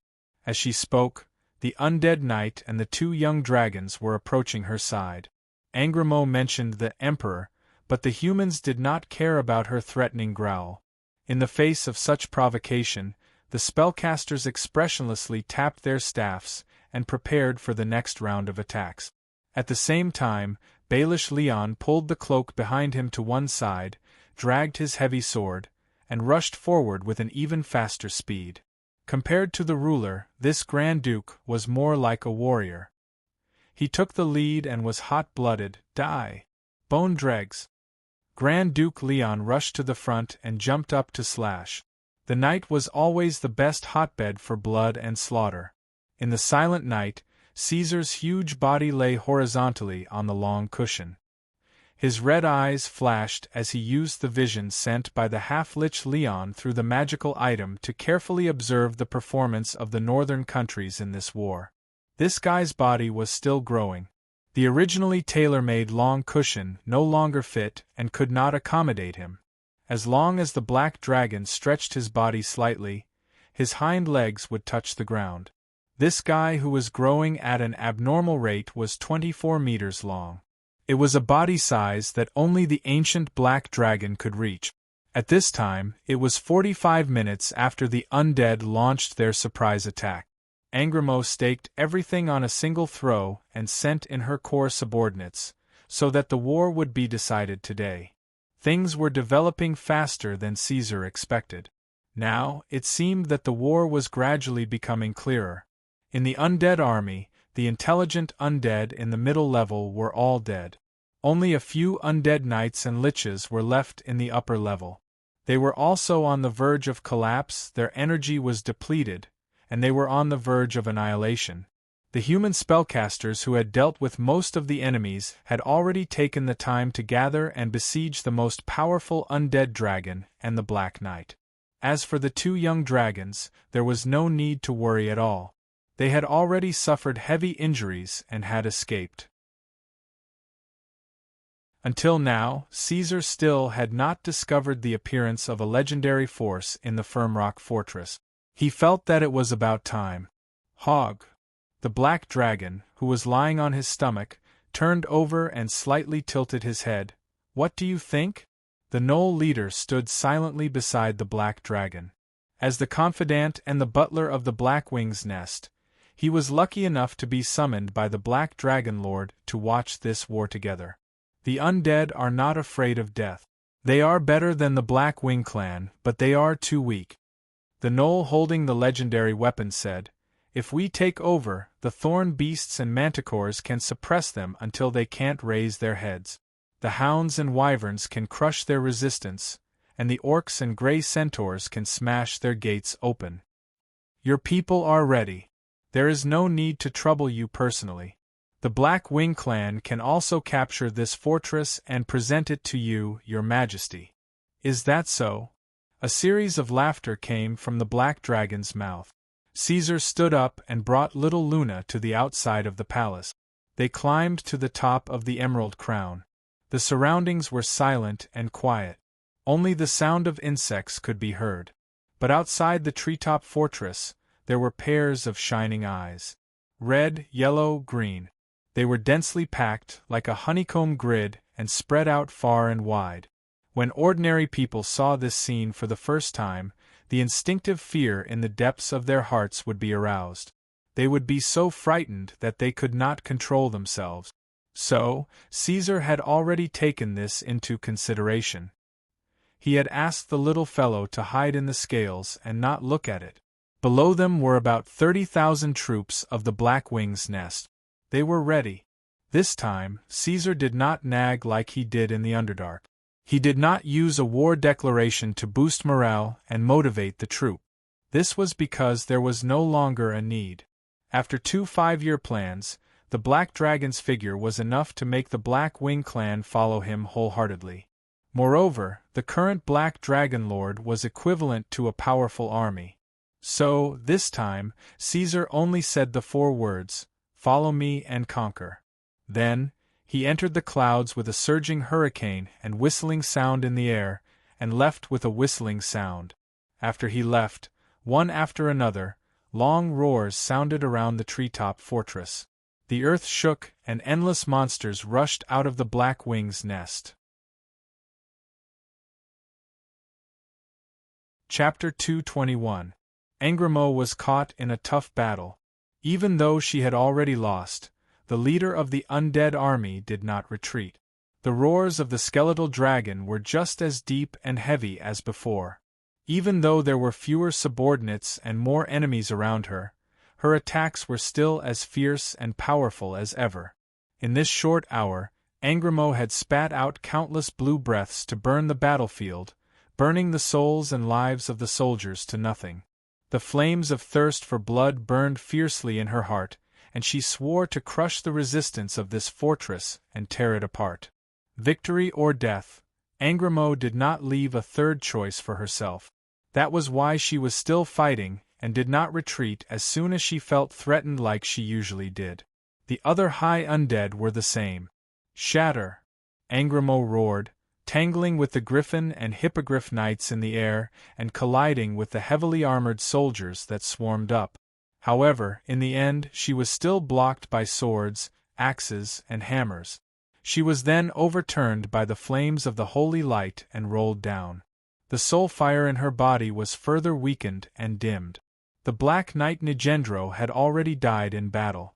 Soon it would be her turn.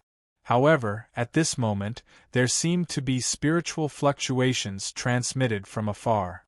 The Griffin and Hippogriff screeched incessantly, and there were also sounds of chaos in the human army, as if something terrifying was approaching quickly.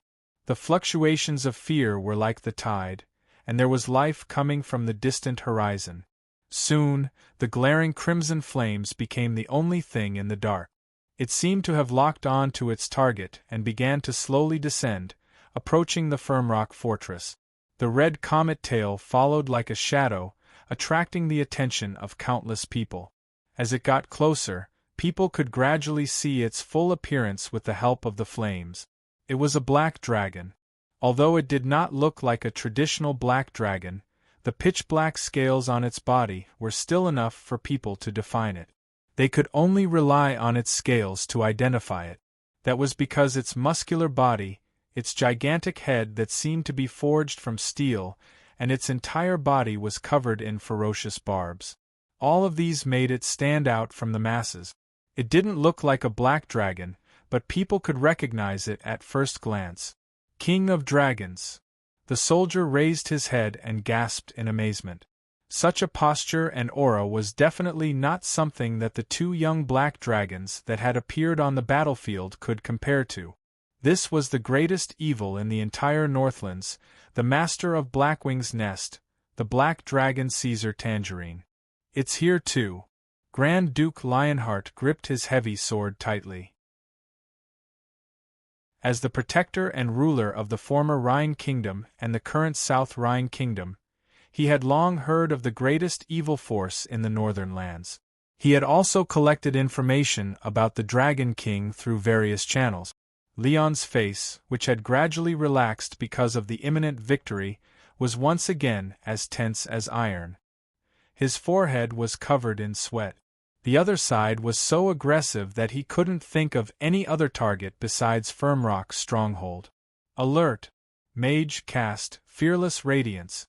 Suddenly, Baelish Ryan turned around and roared, but he immediately turned back, took a deep breath, and faced the person with the most serious and vigilant attitude he had ever shown in his life. There was no doubt that they were in trouble. The rapidly approaching black dragon made many people subconsciously close their eyes and tilt their heads. In the next second, it arrived and crashed into the wall without slowing down. Boom! With a thunderous roar, Lionheart felt a violent shaking under his feet. The world became quiet, and there was only a continuous whisper in his ears. An explosive wave of air rushed out from under the black dragon's body. Those were the fragments of the city wall that had been sent flying by the intense collision. At first glance, it looked like a mass of scattered black flowers, but its lethality was extremely shocking. Although they had dodged in advance, many soldiers were still injured by the splashes of the explosion. The black dragon crashed into Firmrock's stronghold, its forelimbs supporting the wide and thick wall, and its hind legs stepping on the sharp dragon-repellent spike. These defensive spikes made of steel did not have any effect on Caesar. Instead, they twisted, broke, and flew away under his feet. Caesar crawled forward 2 steps, raised his head and looked down at these soldiers. Then, a scorching dragon's breath gushed out from his throat, turning the surroundings into a terrifyingly high temperature. Idiot! Even if it was on all fours, the Dragon King, who was still as imposing as a mountain, spoke in human language. He turned his head and said to the wounded skeletal dragon, "Go back." The so-called imposing as a mountain meant that even if it stood there motionless and did not attack, it still made people feel that it was irresistible, as if it was an unshakable mountain. "Father!" Angrimo let out a struggling growl. It was unwilling to give up and wanted to continue fighting. "I said, go back, Tangerine." Caesar talked to it as if there was no one around, and his words were indisputable. Since the skeletal dragon named itself Yog Angrimo Tangerine, it had been 8 years. This was the first time Caesar called her Tangerine, and it was considered as acknowledging the identity of the skeletal dragon. She had won Caesar's approval with her actions. Blakesia once said that Caesar had tarnished the name of Tangerine, but from this moment on, every minute and every second in the future, Tangerine would be proud of Caesar Ordoronzo. Hearing this, Angrimo lowered her head and whispered, "Yes." As a member of the Blackwing clan, the Black Dragon's orders could not be disobeyed. However, Angrimo had a heart that was far more sensitive than other high undead. From Caesar's words, she could hear that there was a completely different change compared to the past. The skeletal dragon spread her wings and could barely fly. She staggered away and left the battlefield. No one cared about her. People's attention and vigilance were focused on the sudden appearance of the Dragon King. The undead army had not been able to break through the rock fortress for half a month, which was enough to let people have a clear understanding of her strength. But this one was different. Compared to the undead, the black dragon Caesar was much, much stronger. It was the source of all the horror stories in the north. Its strength could be seen from its surging dragon power. Even with the fearless brilliance buff, the soldiers could still feel the heavy pressure. For such a powerful ancient dragon, even if it was an enemy, people had to give it the greatest degree of respect and vigilance. Master of the Blackwing's Nest, the legendary Dragon King. Surrounded by guards, Grand Duke Lionheart was the first to speak. He held his heavy sword in front of him and held the top of the hilt with both hands. He raised his head and asked, "Why have you come?" Although many smart people had analyzed enough information from the short conversation between the Black Dragon and the Skeletal Dragon, Grand Duke Lionheart had also guessed that the Dragon King might be the mastermind behind the undead army's attack on the northern countries, but due to the exuberant curiosity of human beings, he still wanted to ask about the origin of the attack on the northern countries. In fact, as early as the invasion of the undead army, people had already asked, but Angrimo would not give them an answer. Perhaps the Black Dragon could communicate. Was it for money or something else? They could talk about it. Humans were famous for their changeable camp. As long as the conditions were acceptable, they could cooperate and negotiate with any creature, including the evil five-colored dragons. Don't be nervous, human. Caesar noticed that the person who asked the question was covered in magic equipment and guessed that it might be a nobleman.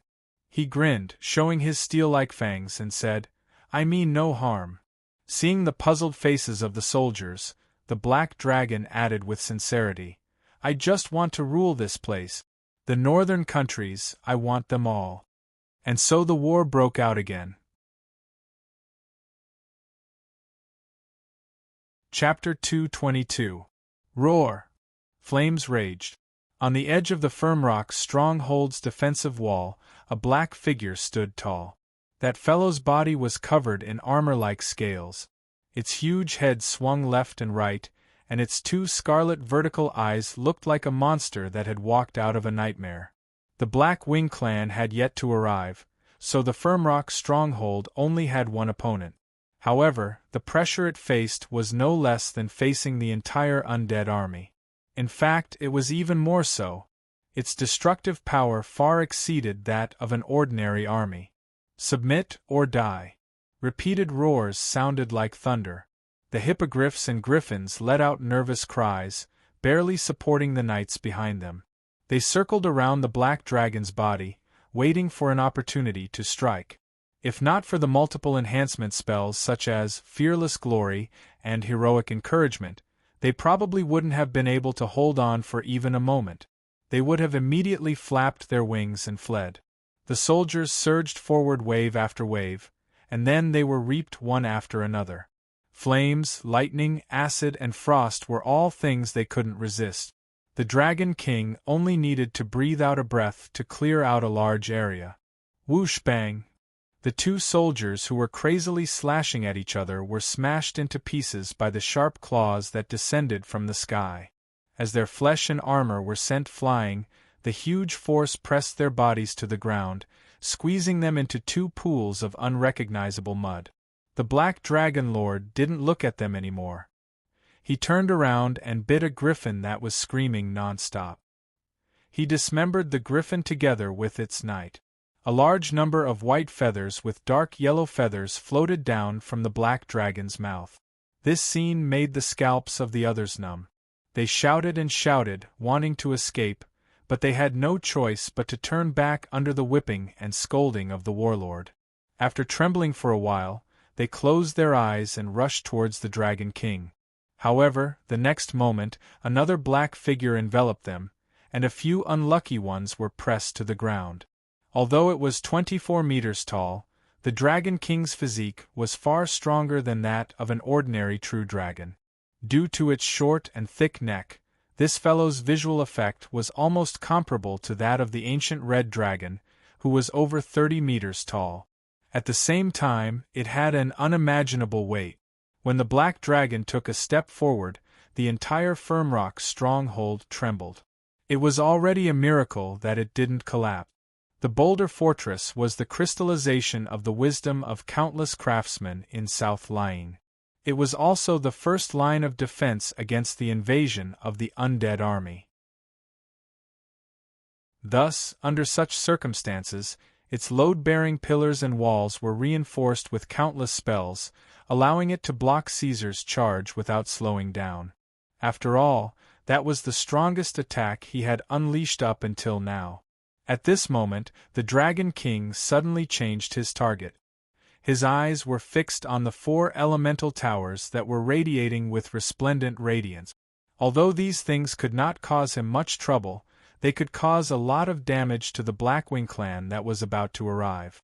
They were equivalent to an important strategic fortification. He had to deal with them first. Under the trembling gazes of the cowards, the Dragon King began to take a step forward. The dense crowd at the top of the city wall immediately began to move, and some even retreated. No one dared to get too close to the Black Dragon. This fellow was practically a gigantic heavy weapon. The slightest scratch could cause injury or even death. Actually, even if the armies of the northern kingdoms were to encounter an ancient dragon, logically speaking, they should not be so powerless. However, this black dragon was too unique. Spells were hardly effective against it, and soldiers were hardly able to inflict fatal injuries on it. Even the gigantic war puppets would not be able to do anything to it. They would be torn to shreds. Perhaps only the elemental golems of the cities in the central region or the empire where the sun never sets would be effective. However, Caesar was not without trouble. Although the bio-strengthening armor and adaptive scales had been strengthened, they were not invincible. Crossbows and heavy hammers with the special property of armor penetration could still break through his defenses and peel off his armor layer by layer under repeated attacks. Although not every soldier could use such weapons, and most of them were high-ranking warriors such as the Knights of the Oath. However, in the Firmrock Fortress where more than half of the Northern Kingdom's armies were gathered, there were many who had the ability to break through the Black Dragon's defenses. At the same time, after discovering that normal spells could hardly hurt the Dragon King, the spellcasters of the Northern Kingdoms were no fools. They quickly changed their strategy and used various topographical control spells such as Swamp Spell and Collapse Spell, as well as evocation spells such as Steel Gate and Twine of Branches, to create endless trouble for Caesar. The commanders of the northern kingdoms firmly believed in the truth of, many ants can kill an elephant, many people can kill a dragon. They ordered the soldiers to take action and continue to resist. They continuously sent troops to push forward. However, it was still difficult to stop the Dragon King's footsteps. Arrows were broken, spears and hammers were split, shields were broken, and swords were destroyed.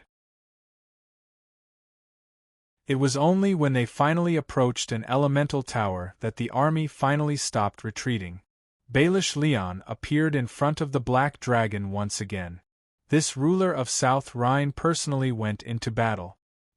He raised his sword with one hand and pointed it at the Dragon King. The 1-meter-tall human and the mountain-like black dragon formed a stark contrast. "I won't let you take another step forward, Black Dragon," he said, his thick golden hair stuck together with blood and sweat. His expression was ferocious. "If you want money, we can give it to you. If you want treasures, we can also give them to you. But if you want to enslave humans, you can't do it. Even the gods can't do it. Then all of you will die." Caesar lowered his head and gave a reply, looking down at the commander of the Firmrock Fortress. To be honest, he really was a peaceful black dragon.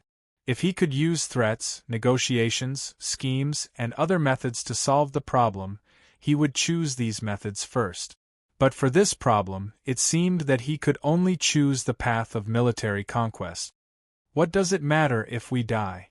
Grand Duke Lionheart sneered. Even if that's the case, don't even think about enslaving us. At worst, we'll fight a dragon-slaying war and burn the northern lands to the ground. We'll be prepared to destroy the entire alliance.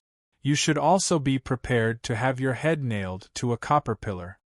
Baelish Leon roared, "Warriors, fight with me and defend the elemental tower." At this time, the morale of the human army had dropped to a freezing point. Some people needed to use blood and lives to encourage them, such as the highest commander. "Listen to me, warriors of the northern kingdoms. If we don't defend this place, they will take our land. If we don't defend this place, they will take our women. If we don't defend this place, they will kill our children." Grand Duke Leon's voice grew louder and louder. The legendary weapon in his hand, elemental prayer, began to glow. "If we don't fight, we will be enslaved. We will still be killed. At that time, those monsters will point their ugly claws at our bodies and say, 'Look, this is a slave.' Who wants to be a slave to these disgusting monsters?"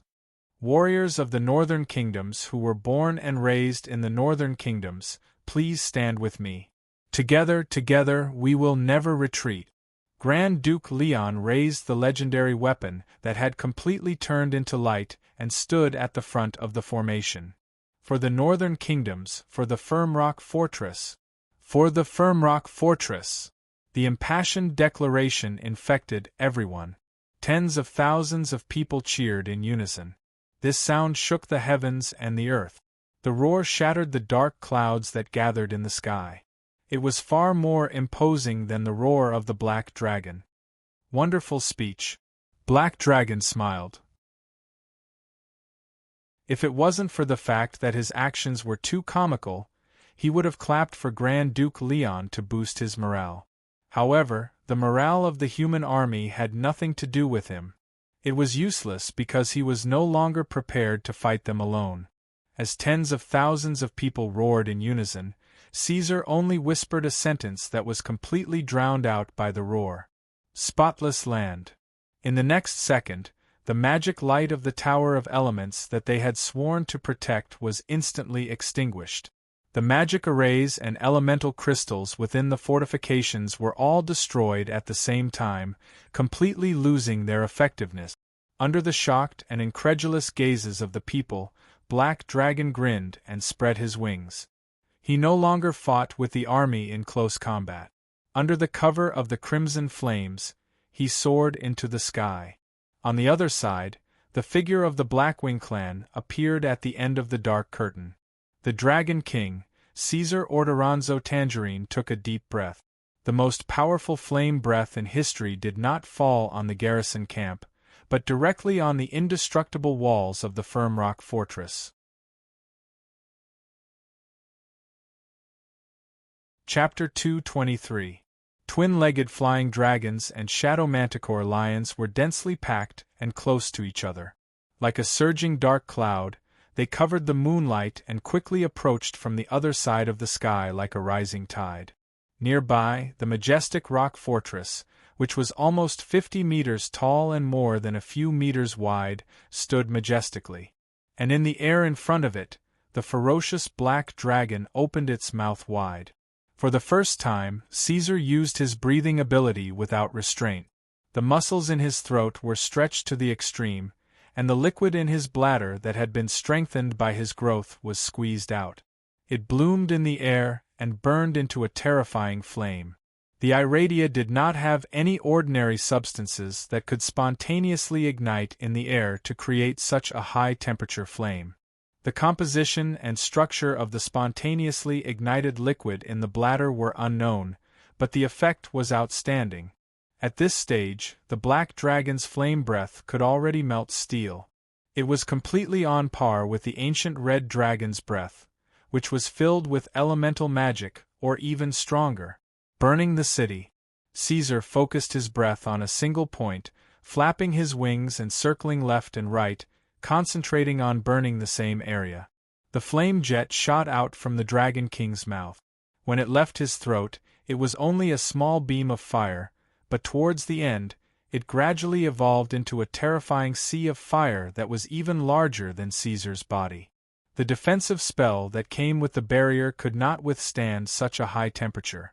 The terrifying heat quickly formed and rose forward, surging in a large area. Just this heat alone was enough to cook people alive. A slight tremor came from the thick walls of the city. This tremor was completely different from the one caused by the black dragon's rampage. It was generated from the inside of the bud, as if something was melting and collapsing from the inside.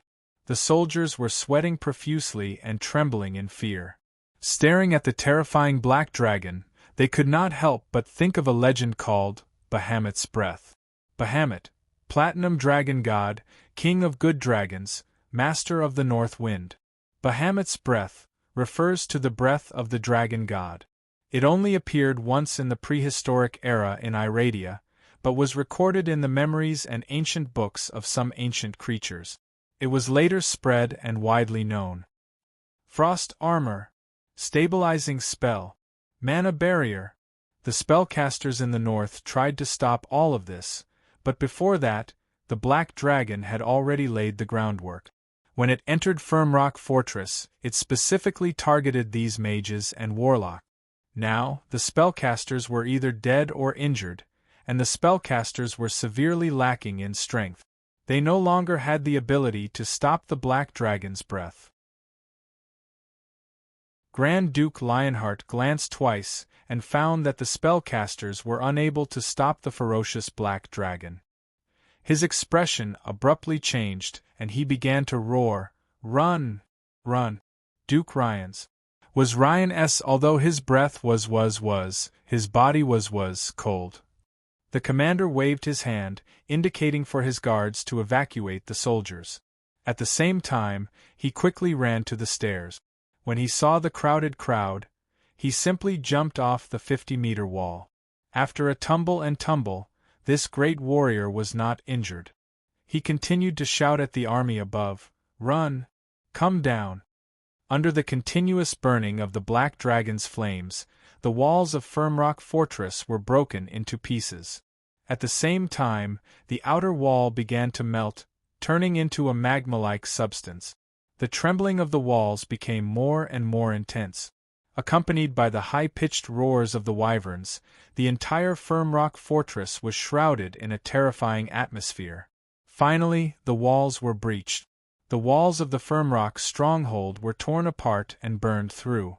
The unstoppable flames penetrated the inner walls of the stronghold and leapt out from the other side.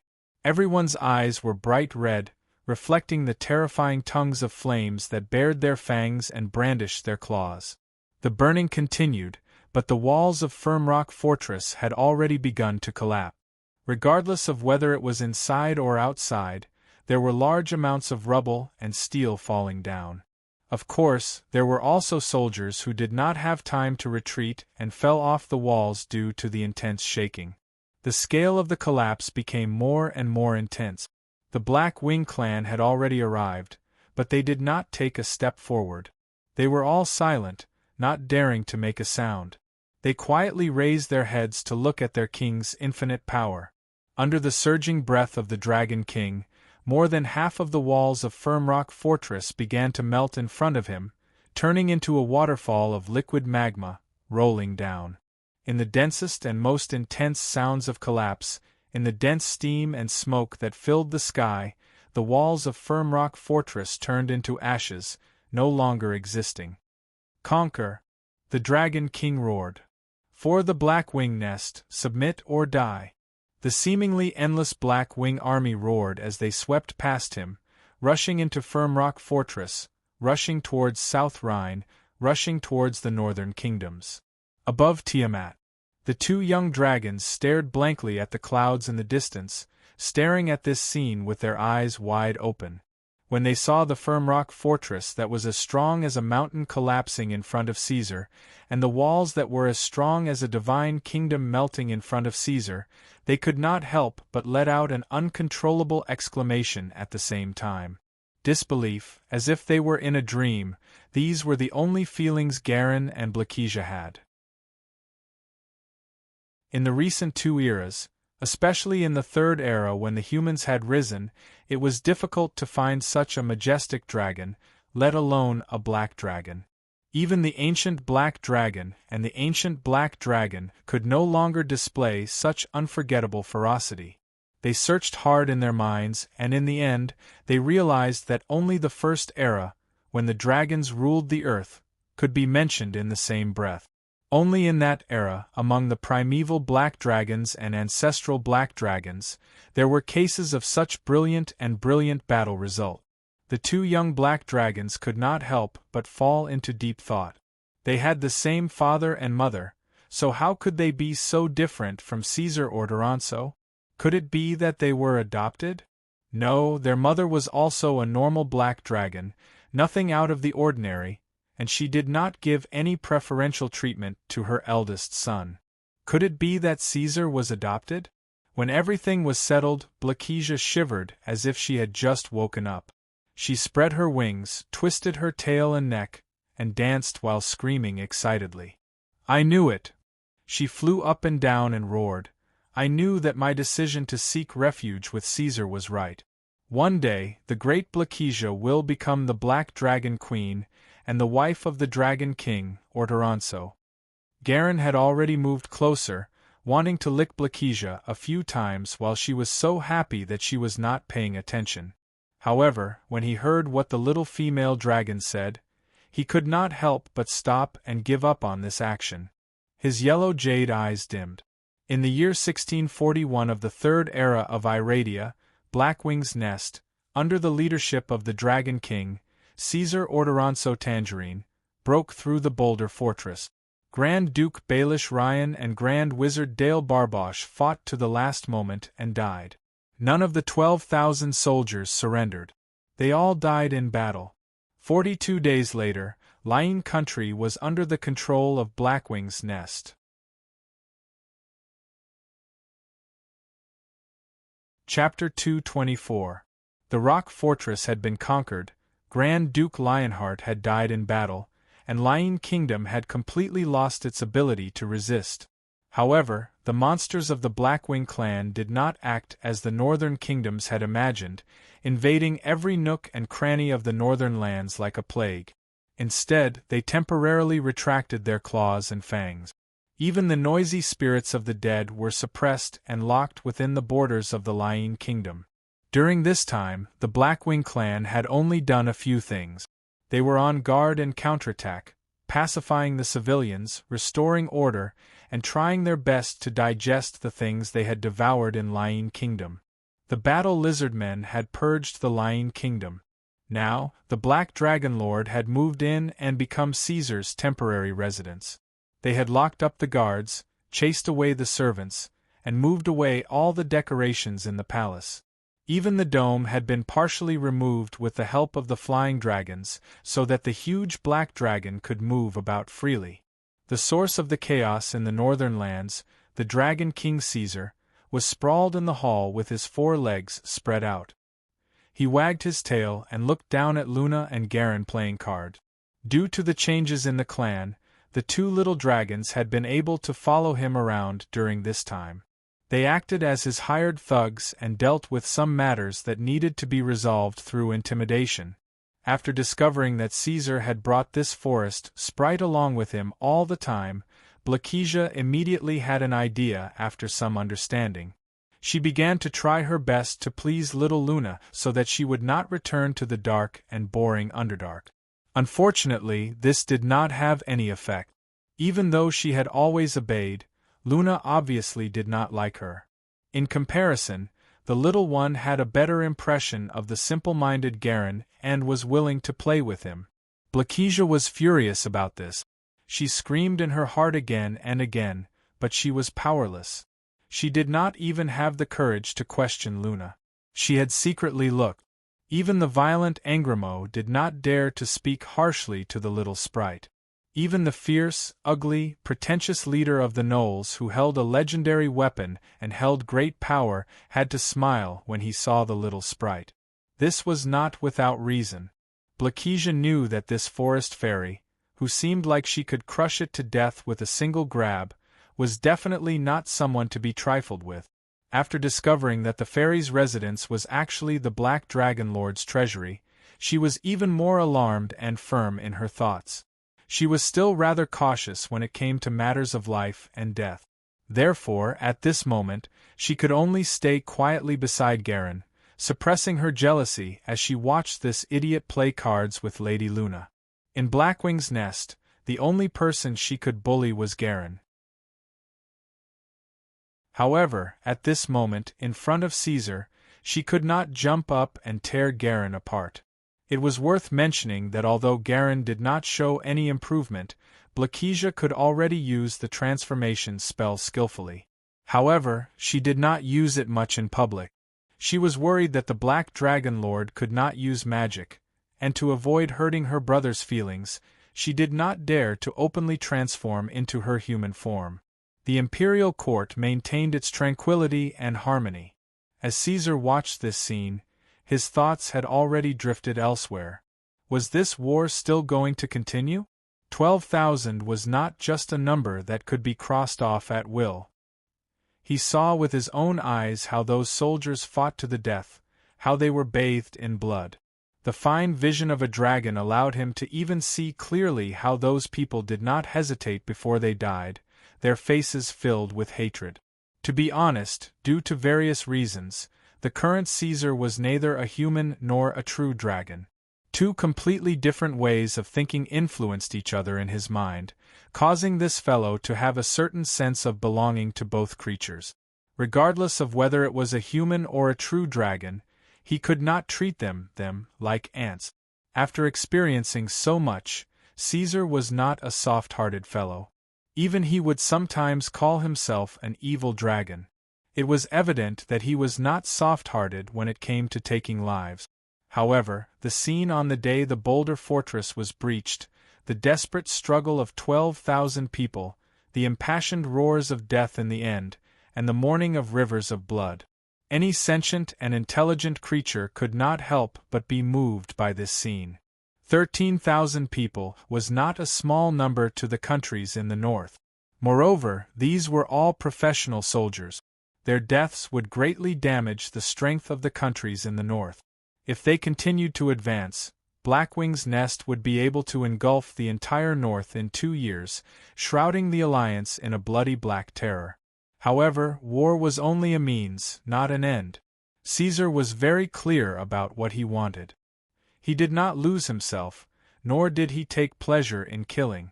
The reason he wanted to destroy the Boulder Fortress was because there was no other way. It was impossible to make the countries in the north bow down to him once he shook the dragon's body. The Black Dragon was a conqueror. In the eyes of the humans in the north, he was an evil invader. At that time, Caesar could only choose the path of war. Negotiations were useless. He had to use his sharp teeth and claws to tear open the door to the humans. He had to use a bitter war to shatter the beliefs of the humans. At the same time, he had to prove his strength and the strength of Blackwing's nest. Now, he had done it. The next step should be to give the humans hope, not to make them despair. Despair would give rise to strength. They would fight to the death with the invaders, just like the 12,000 soldiers whose commander had been killed. Moreover, even if the Black Dragon Lord really went crazy and his head was filled with the desire to destroy like Angramos, wanting to spread the flames of war across the north and kill all the humans in sight until they were extinct, the people above him would probably not allow it. Talk first. If it didn't work, then fight. This was Caesar's idea. Angramo. He summoned the skeletal dragon. The war is temporarily over. Let Nigendro lead the undead army back to the Underdark first. You can stay here. Commanding the undead army was not as convenient as commanding the Blackwing clan. These guys had to be suppressed and commanded by mid-level undead. Otherwise, they would become complete killing machines and would be very difficult to use. Therefore, Caesar was prepared to let these guys go back first. Father, Nigendro. Angramo lowered her head and said, "He has already died in battle." The undead army was under her control. After breaking through the Boulder Fortress, there were no reports of losses in this skeleton army. There was nothing to say. Moreover, Angramo did not like to talk, so she rarely took the initiative to speak. Usually, she would only say a few words when the Black Dragon Lord mentioned it or gave an order. This was also why she did not mention it until now. This was the first time the Black Dragon had mentioned the Black Knight's name since the beginning of the war 2 months ago. Caesar stared blankly for a moment. After a pause, he said with slight regret, "Is that so?" Ever since the Black Knight Nigendro joined Caesar in the Underdark, he had never won the favor and trust of the Black Dragon Lord. Even at the moment before he died in battle, the lord that he was loyal to and fought for did not cast a glance at him. Now, with the passage of time, the Black Knight had long been annihilated. The undead had died once again and turned into ashes without leaving a corpse behind. "I underestimated him," Caesar said in a low voice. Because of his prejudice, he had always been wary of undead like Nigendro. However, the Black Knight had proven his loyalty with his death. Even undead had glory and faith. "Oh, die, worm! Look at me, the infernal lord!" A voice sounded from the corner. Luna's soft cry passed through Angramo's body and into Caesar's ears. The little fellow's voice made his depressed mood, which was filled with regret and guilt, slightly better. At least he died like a knight. The Black Dragon shook his head, then raised his head and said to the skeletal dragon, "Soon, people will remember him." Whether it was the Black Knight Nigendro, the Grand Duke Baelish Ryan, the old wizard Save, or even the ogre leader Duoga, they were all warriors who did not retreat until death. Even if they did not have great power or legendary strength, they were still worthy of respect.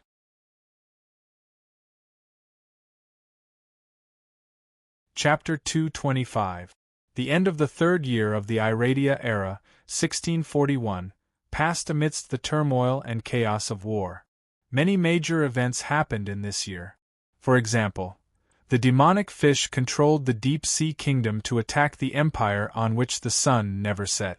After more than 10 days of fighting, they were immediately chased back to the bottom of the sea. The head of the free trade city-state, Tashin, spent a year to build a new city. Now it was completed and the 9 free trade city-states were promoted to the top 10 city-states.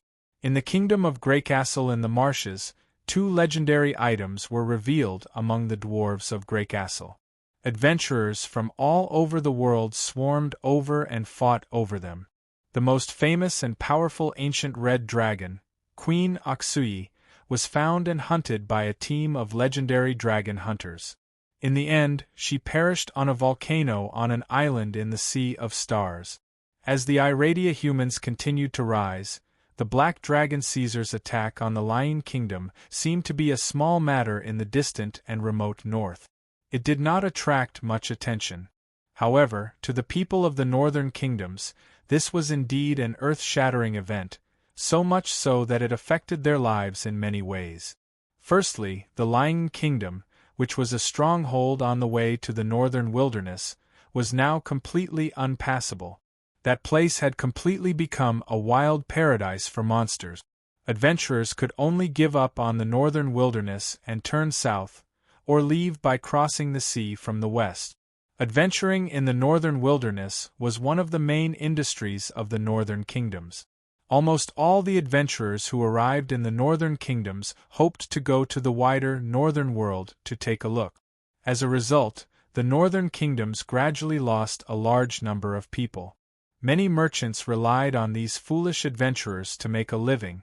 Blackwing's Nest's attack on the Lion Kingdom indirectly caused the economy of the northern kingdoms to plummet. Fortunately, in the Nolan Kingdom, which was opposite Lion Kingdom, under the call of its ruler, there were already spellcasters who began to use spells to develop and modify the steep cliffs at the border of Nolan in an attempt to create a second Khaki Pass. He turned his gaze back to Rhine. At present, the Blackwing lair had already restored a certain degree of order to the duchy.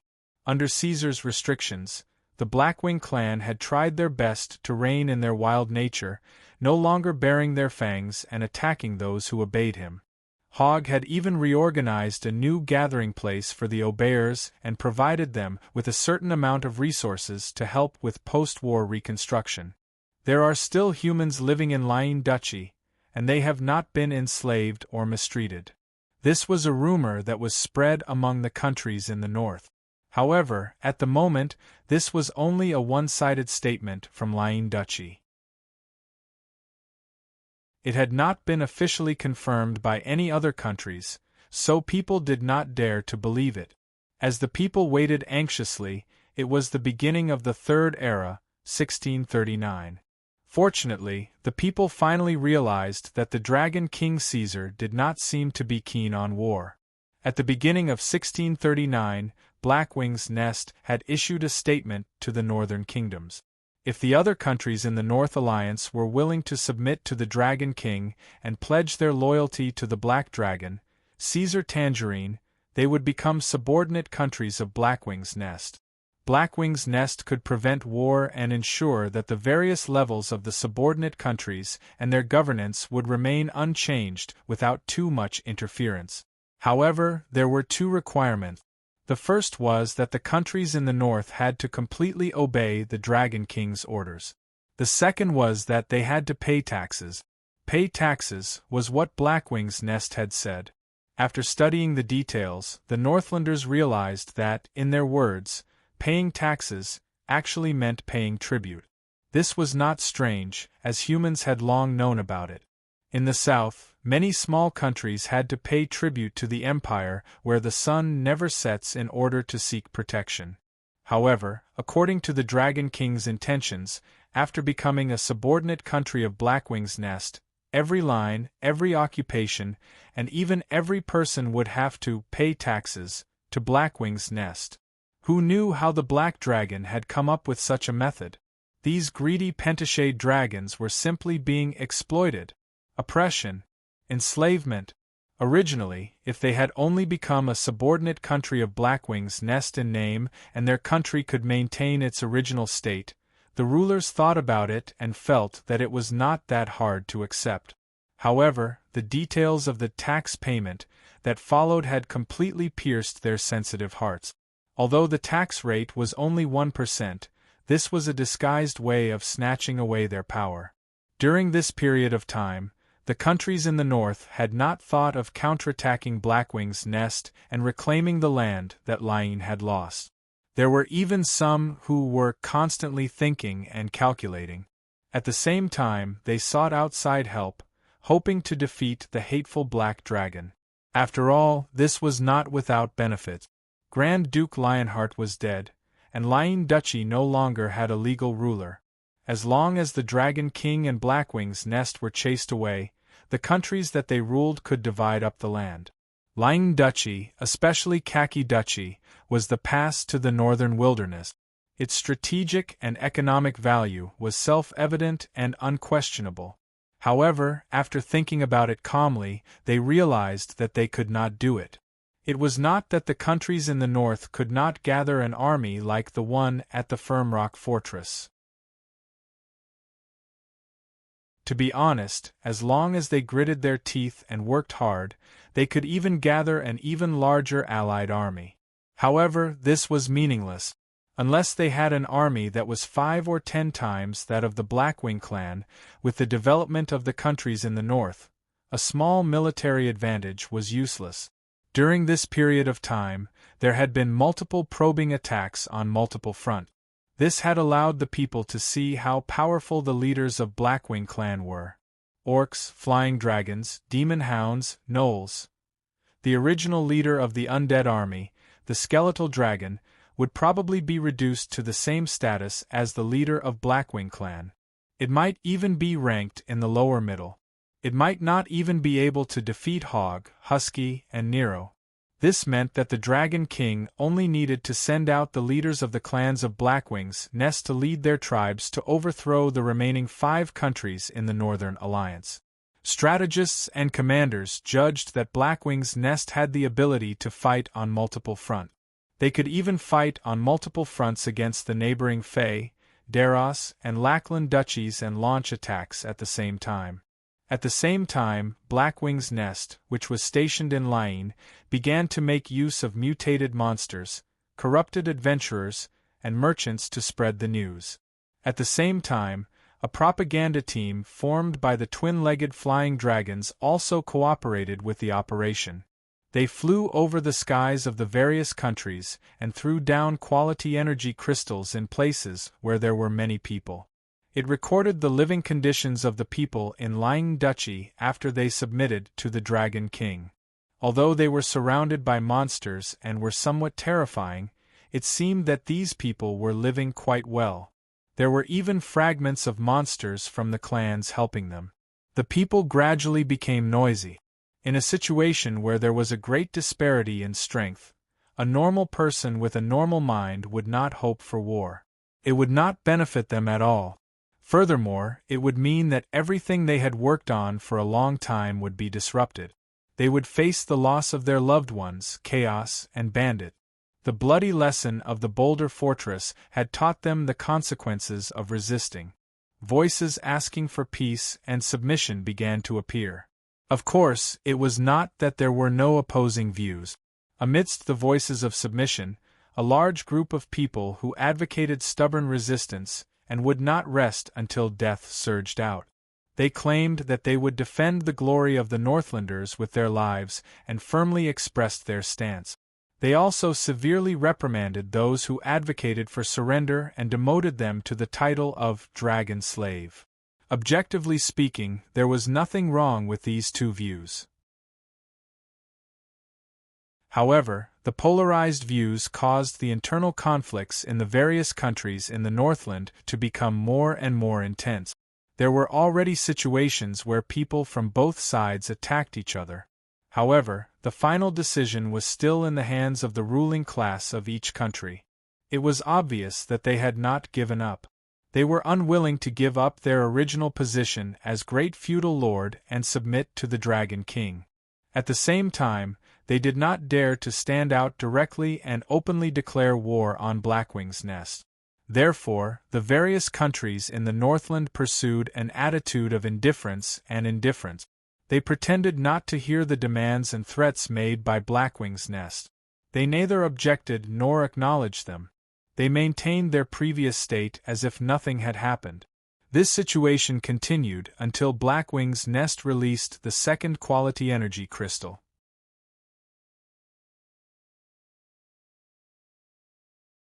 Chapter 226. This time, the camera did not move. It was fixed on the Rhine Palace, and the video was not sloppy. The people saw the greatest evil in their eyes, the Dragon King, the Black Dragon, Caesar Tangerine. Greetings, human friends of the Northern Kingdoms. The first thing that appeared was the Dragon King's back that was covered with thorns. When the video started, it slowly turned around. Its huge head took up the entire screen, leaving no room for white. The people could only see its scarlet eyes and huge fangs. I think you already know who I am. There's no need to introduce myself. The Black Dragon laughed and looked easy to talk to. But I need to clear up some misunderstandings. In fact, I am a neutral Black Dragon who advocates harmony. This is known to all. I hope you all know it too. So I don't really want war. I had no choice but to burn down the Firmrock Fortress. I have said before that I have no evil intentions. I just want to rule the Northern Kingdoms. The Dragon King grinned. Of course, I have also clarified this matter to the garrison of the Firmrock Fortress. But they did not believe me and even pulled out their swords. So, I believe you already know what happened after that. The mass energy crystal has an accurate record. I have already given the rulers of the Northern Kingdoms enough time to think about my ideas. I have also given you the chance to choose. As it spoke, the face of the Black Dragon Lord began to turn ferocious. Its voice gradually turned cruel as well. However, it's a pity that until the second I made my declaration, none of the other 5 kingdoms in the northern lands had considered my will and my feelings. Under such circumstances, I am sorry, but I have to take some radical measures. As he spoke, the Dragon King took a few steps back. A group of battle lizard men walked up in groups of 4. They held up 3 identical pieces of metal that were huge for humans, but just right for the Black Dragon Lord. These are the names of the Principality of Fey, the Kingdom of Deros, and the Kingdom of Lacrin that border Rhine. Everyone could see the exact same empty back of the metal block. At the same time, the Black Dragon Lord's snort came from the side. "I've decided to set another example for all of you." The huge dragon claw came down and moved left and right between the 3 pieces of iron. "Friends who have been chosen, please be prepared. Those who resist, please hold on tight to your weapons because the Blackwing clan is about to arrive. Of course, those who obey need not worry. If you surrender, you will also receive preferential treatment." Tisk tisk. The people could no longer see the appearance of the Dragon King, but they could hear the hateful black dragon smacking its lips. Its huge dragon claws clenched, and only one of its hooked toes extended. It moved and then stopped. The battle lizard men trembled with fear. They worked together and tried their best to flip the huge and heavy iron plate over. On top of it were neatly carved words in the common language. Raklan. At this moment, in the vast northern kingdoms, countless people breathed a sigh of relief, and countless people trembled, their nerves stretched taut. "Lacern Kingdom, please get ready." The Dragon King smiled. There was no free time, and the scene ended there. "Caesar, you are getting worse and worse." Luna criticized him righteously. Then, she quickly lay on the black dragon's claw, sucking on the ice summer grass drink while saying, "Even if the other party is an enemy, can you be a little more fair?" Drink it all. What is fair or not?" Caesar adjusted his claw so that she would not be so tired. It was not a real draw. It was indeed not. In fact, on the back of the 3 completed pieces of iron, there was only one name engraved, Lacern. This also meant that even if Caesar randomly pointed and flipped over any piece, he would only make the same choice. No matter what, Lacern was a sacrifice to make an example of the others. It was not that Caesar was biased against this kingdom. On the contrary, he admired the Lacern kingdom very much. After half a year of investigation by the shapeshifters, the Lacern kingdom was ranked first among the kingdoms that were least likely to submit to Blackwing's nest. The people of this kingdom were a bit like the current Stone Crow clan. They had always been xenophobic and extremely united. Almost all of them were stubborn and generally believed in the god of war. They boasted of their strength and pursued glory. Both men and women yearned to become knights and were proud of dying on the battlefield. Under such circumstances, to subdue and rule the Lacern kingdom through diplomatic negotiations and other means was an almost impossible task in anyone's eyes. Moreover, Caesar was a dragon and not a human, so it was even more difficult. In his calculations, this kingdom could only be destroyed, but could not be subdued. It was just like the 12,000 soldiers at the rock fortress. They were stubborn and worthy of respect. But admiration was admiration, and it did not mean that Caesar would bypass this kingdom. No matter how much this black dragon had a bottom line, it could not change his identity as an evil dragon and the fact that he was a conqueror. And conquerors had to be stained with blood. Screech! The cry of a wyvern came from outside the palace. It was the voice of the leader of the wyverns, Husky, and also the horn of war. The Blackwing clan had finished gathering. After half a year, they started a war for the second time and launched an attack on Lacern, the neighboring kingdom of Rhine. According to the plans and overall planning of the Demolic Leon, in reality, if they wanted to destroy the Lacern kingdom, they only needed to mobilize the forces of the Hound clan, the Beastman clan, and the twin-legged Flying Dragon clan. Moreover, it was more than enough. Unless the armies of the 2 neighboring kingdoms all surged into Lacern, or a legendary figure suddenly appeared out of nowhere, there would be no turning back.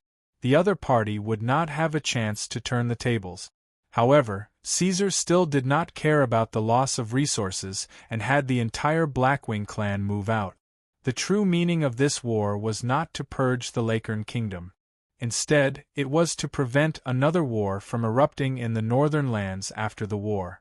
Therefore, they had to fight until the other countries were afraid, until they were terrified, until they no longer had the courage to face the Blackwing nest. Driven by this goal, the Black Dragon Lords set a hard standard for Hogg.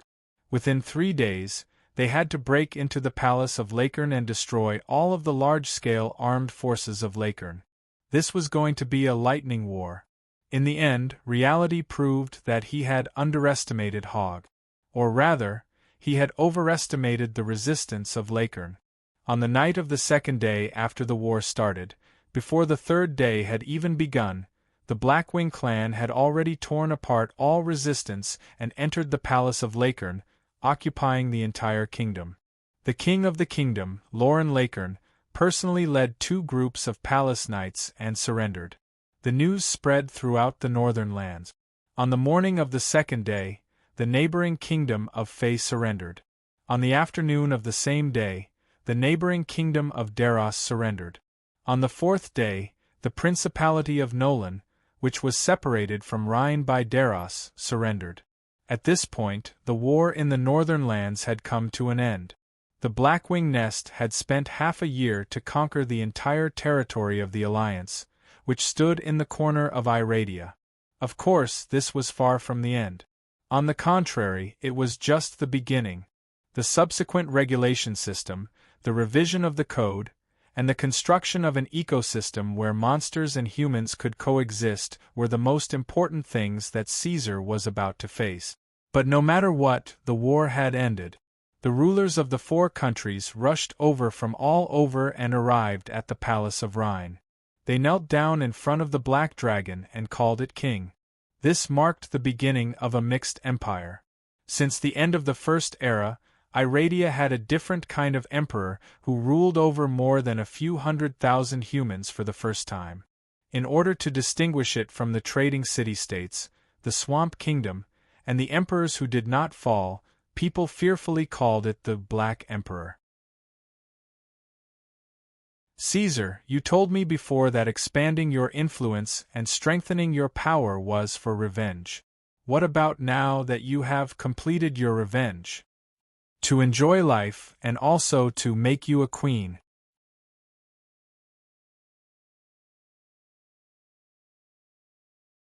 Chapter 227.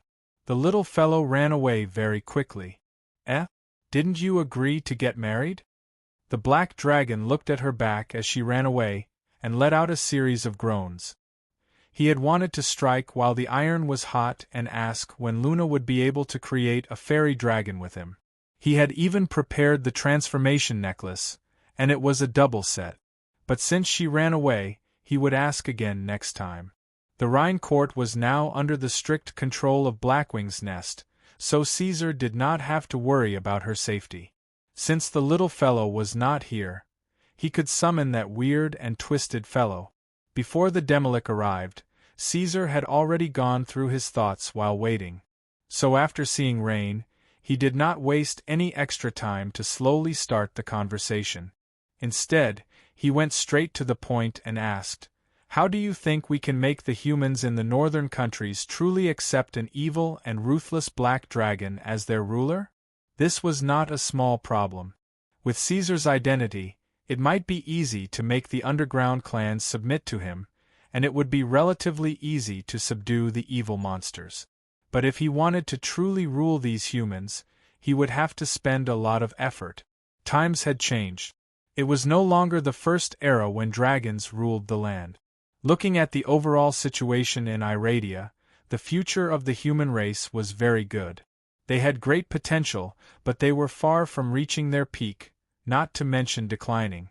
Under such circumstances, there were no other races in Iradia that could step on them. The last true dragon that could truly rule the human race could be traced back to the First Era. The history of humans controlling their own fate had lasted for more than 3,000 years. In fact, they had long forgotten the taste of submitting to other races. "It's very difficult to make humans obey from the bottom of their hearts, Your Majesty. Aren't necromancers the best at playing with people's hearts?" The black dragon's head leaned forward a little, and he stared at him with his red eyes. He let out a slightly dissatisfied snort. Of course, he knew that it would be difficult. However, this was something that had to be done. Otherwise, conquering the various countries in the north would not only not help Caesar, but would also become a burden that would drag down Blackwing's nest. Ryan's heart tightened. He was a smart necromancer. Otherwise, he wouldn't have been able to escape from John Arthur's relentless pursuit. Currently, in the Blackwing's nest camp, the Demolic was probably the most quick-witted fellow. Furthermore, he was originally a human and understood Iradia quite well. This was also the reason why he had been summoned by Caesar for questioning. Almost instantly, Ryan summarized a few important pieces of information from the Black Dragon Lord's words. Firstly, the Dragon King was different from the other Pentashade dragons. It was very attentive to its own kin, unlike the normal Pentashade dragons who usually ignored them and only pulled their kin up as cannon fodder at critical moments. It was really thinking about how to unleash the power of its kin as much as possible, and its thinking was comprehensive and meticulous. Secondly, the Black Dragon Lord still had ambitions. It seemed that it was still unsatisfied with its current situation and had even bigger plans. Ever since Caesar had helped him kill Kohler's pursuers, Ryan knew that he had found the right evil dragon. Now, he was even more certain of this thought. For the sake of his own future and vision, the Demolica's mind spun quickly. After a short while, the soul fire in his right eye glowed faintly as he lowered his head and said, "Firstly, we have to eliminate all statements, poems, and books that slander you. We cannot allow any negative opinions about the Black Emperor to appear in the various countries in the north. If you want to know about the Dragon King and the Black Emperor, you can only learn about them through the channels under the supervision of Blackwing's Nest. Any person or force that has not obtained permission is not allowed to mention anything about you, good or bad. If it's possible, we can change the introduction of the entire Black Dragon race and change it from evil to neutral. It would be best if we can remove the Black Dragon from the Pentashade dragons. You should know that in the various versions of the books, the Pentashade dragons are basically introduced together. This will also affect you to a certain extent. You can only listen and watch. You're not allowed to talk about it." Caesar wrinkled the scales on his forehead and summarized his thoughts. "That's right. Perhaps this won't be effective in the short term because the Pentashade dragons have left a deep impression on people. However, as long as we maintain a high-pressure situation, normal humans only have a lifespan of 100 years. After a few generations, at most 500 years, they will no longer know about this matter. With our correct guidance, people will be loyal and submit to you from the bottom of their heart. In the future, there will even be fanatical worshippers of the Dragon King. In reality, humans who worshipped the Black Emperor had already appeared a long time ago. However, they were all evil organizations that prayed for status and the protection of the Dragon King. Now they were gradually becoming active in the various countries in the north. Of course, if you were only joking with the other 3 countries back then and interfered with the hierarchy in the north, then I suggest that you use the method of ruling the Black Wing clan to enslave them. This way, the effects will be faster and more obvious. In reality, humans are no different from other intelligent creatures. Intelligent creatures can all be tamed." Indeed. Caesar agreed with Rain's words. Even intelligent creatures could be tamed. This could be seen from Garcia Whisperwind.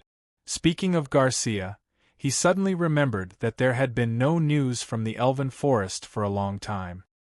He did not know what kind of changes the powerful queen that they had nurtured had made to her homeland. However, the matter of communicating with the Elven Forest had to be delayed. Now, Caesar had other things to do. After telling Rain that he would be fully in charge of this matter, the Black Dragon shook his head. His sensitivity to the passage of time had increased, but his 5 senses were gradually weakening. his consciousness sank and quickly changed directions. Crossing the boundary between reality and illusion, Caesar blinked his eyes and found himself in a vast and endless darkness. In the distance, a trophy was gently swaying in the air. Its radiance guided the black dragon forward. Without hesitation, the black dragon walked forward briskly. As the distance between him and the trophy gradually closed, the object reflected in his eyes rapidly enlarged. The huge and heavy trophy also descended. Crimson gold grade reward. A ruler under the incredulous gaze of the world, you single-handedly crushed the sturdy walls of the firm rock fortress. After that, one of the countries in the north was annihilated and the other 4 countries surrendered. You have completed a phase of ruling over the north. Under the throne, all living beings prostrate. Reward, order, royalty. There was only this one reward. There was nothing else. Caesar already had some understanding of the order ability. He knew that this ability could only be effective when he was in the outside world. Therefore, in the dark space, there was nothing for him to think about. The black dragon raised the front end of his right limb and touched the crimson gold trophy lightly. Amidst the fragmentary light, he completed the acquisition. Then, he left the black dream and prepared to begin his own experiment.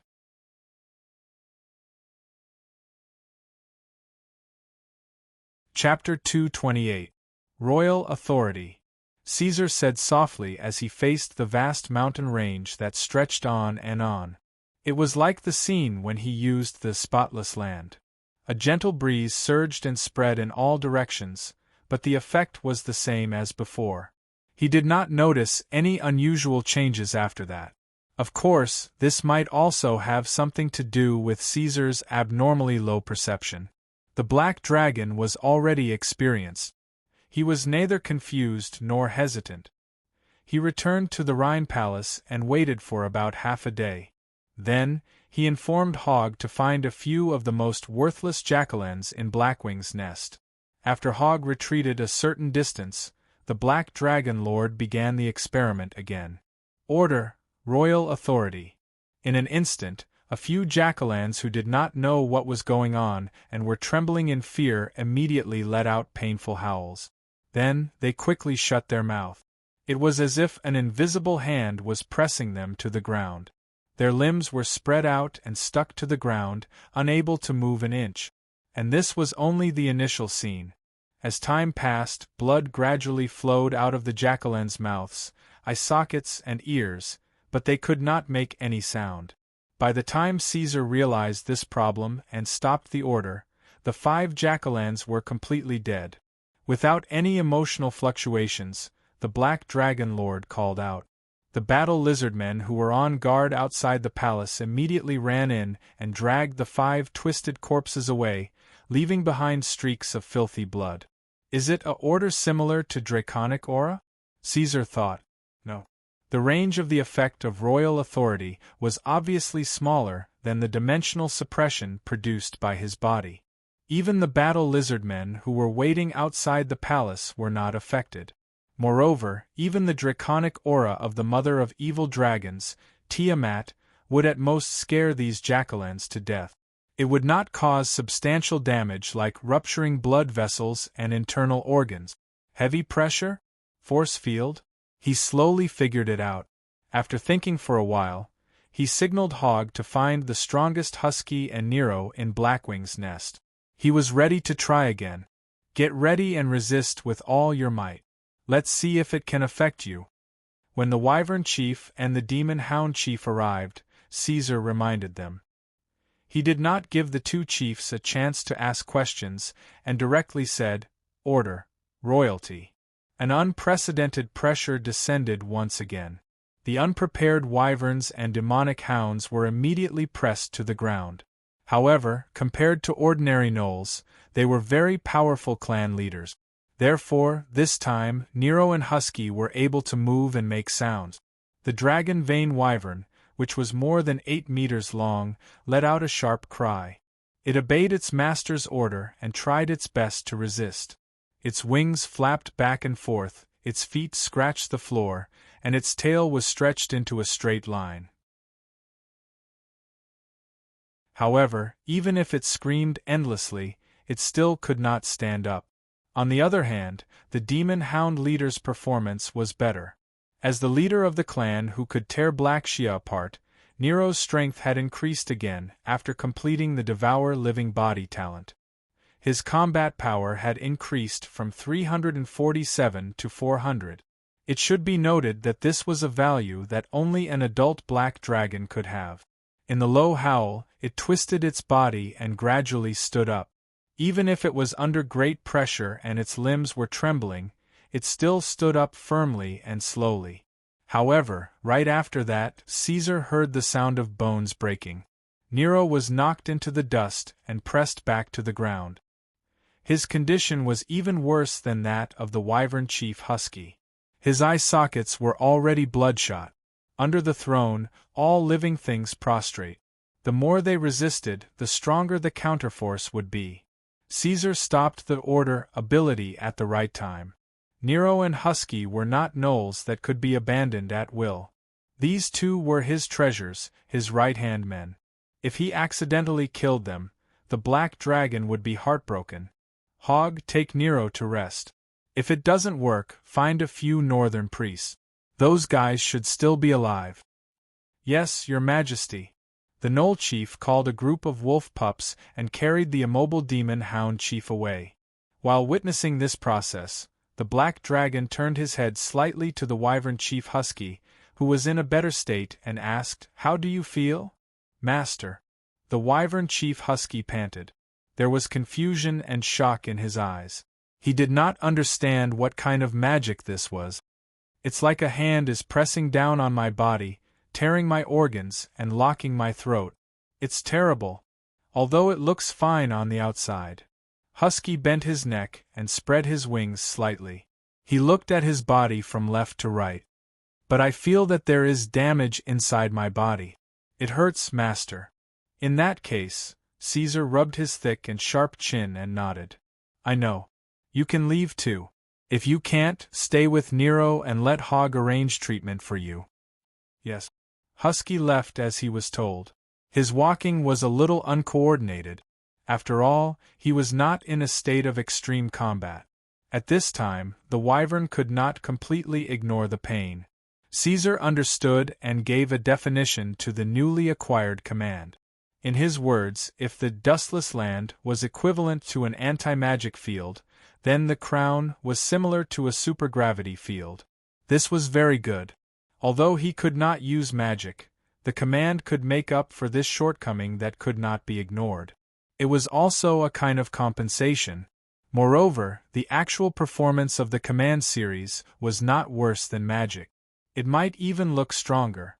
However, it was worth mentioning that regardless of whether it was the spotless land or the royal authority, both would cause a huge drain on one's mental strength. It was a very heavy burden. As the number of law abilities increased, the first one to be unable to bear it in battle would be Caesar himself. Therefore, this guy had already started to prepare and collect methods to improve spiritual power. Iradia, Central Free Trade City, Kolar. A black dragon. The king of Kolar, the legendary sword St. John Arthur, sat in the mayor's mansion. After taking a big gulp of wine, he gently placed the records provided by the intelligence department on the table and frowned slightly. The northern land was only a remote corner of Iradia. Therefore, when the black dragon attacked Lion Kingdom, it did not cause much of a reaction among the humans. However, it was different this time. The humans of the northern land actually all submitted to a 5-colored dragon. This kind of news was enough to spread widely and cause a heated discussion. However, this kind of popularity was meaningless to the ruler. The northern land and the central city were thousands of miles apart. Logically speaking, it should not attract the attention of the king of Kolar. However, it was different this time. That black dragon happened to be related to him. He killed a team of his subordinate. Moreover, that dirty bug seemed to be living under the protection of that black dragon. Protecting his enemy, killing his subordinates. This was enough to anger the legendary sword saint. John Arthur stared at his wine cup. He had to find a way to vent his anger. Why not take some time to go there personally and cut off the head of that dirty bug and that black dragon?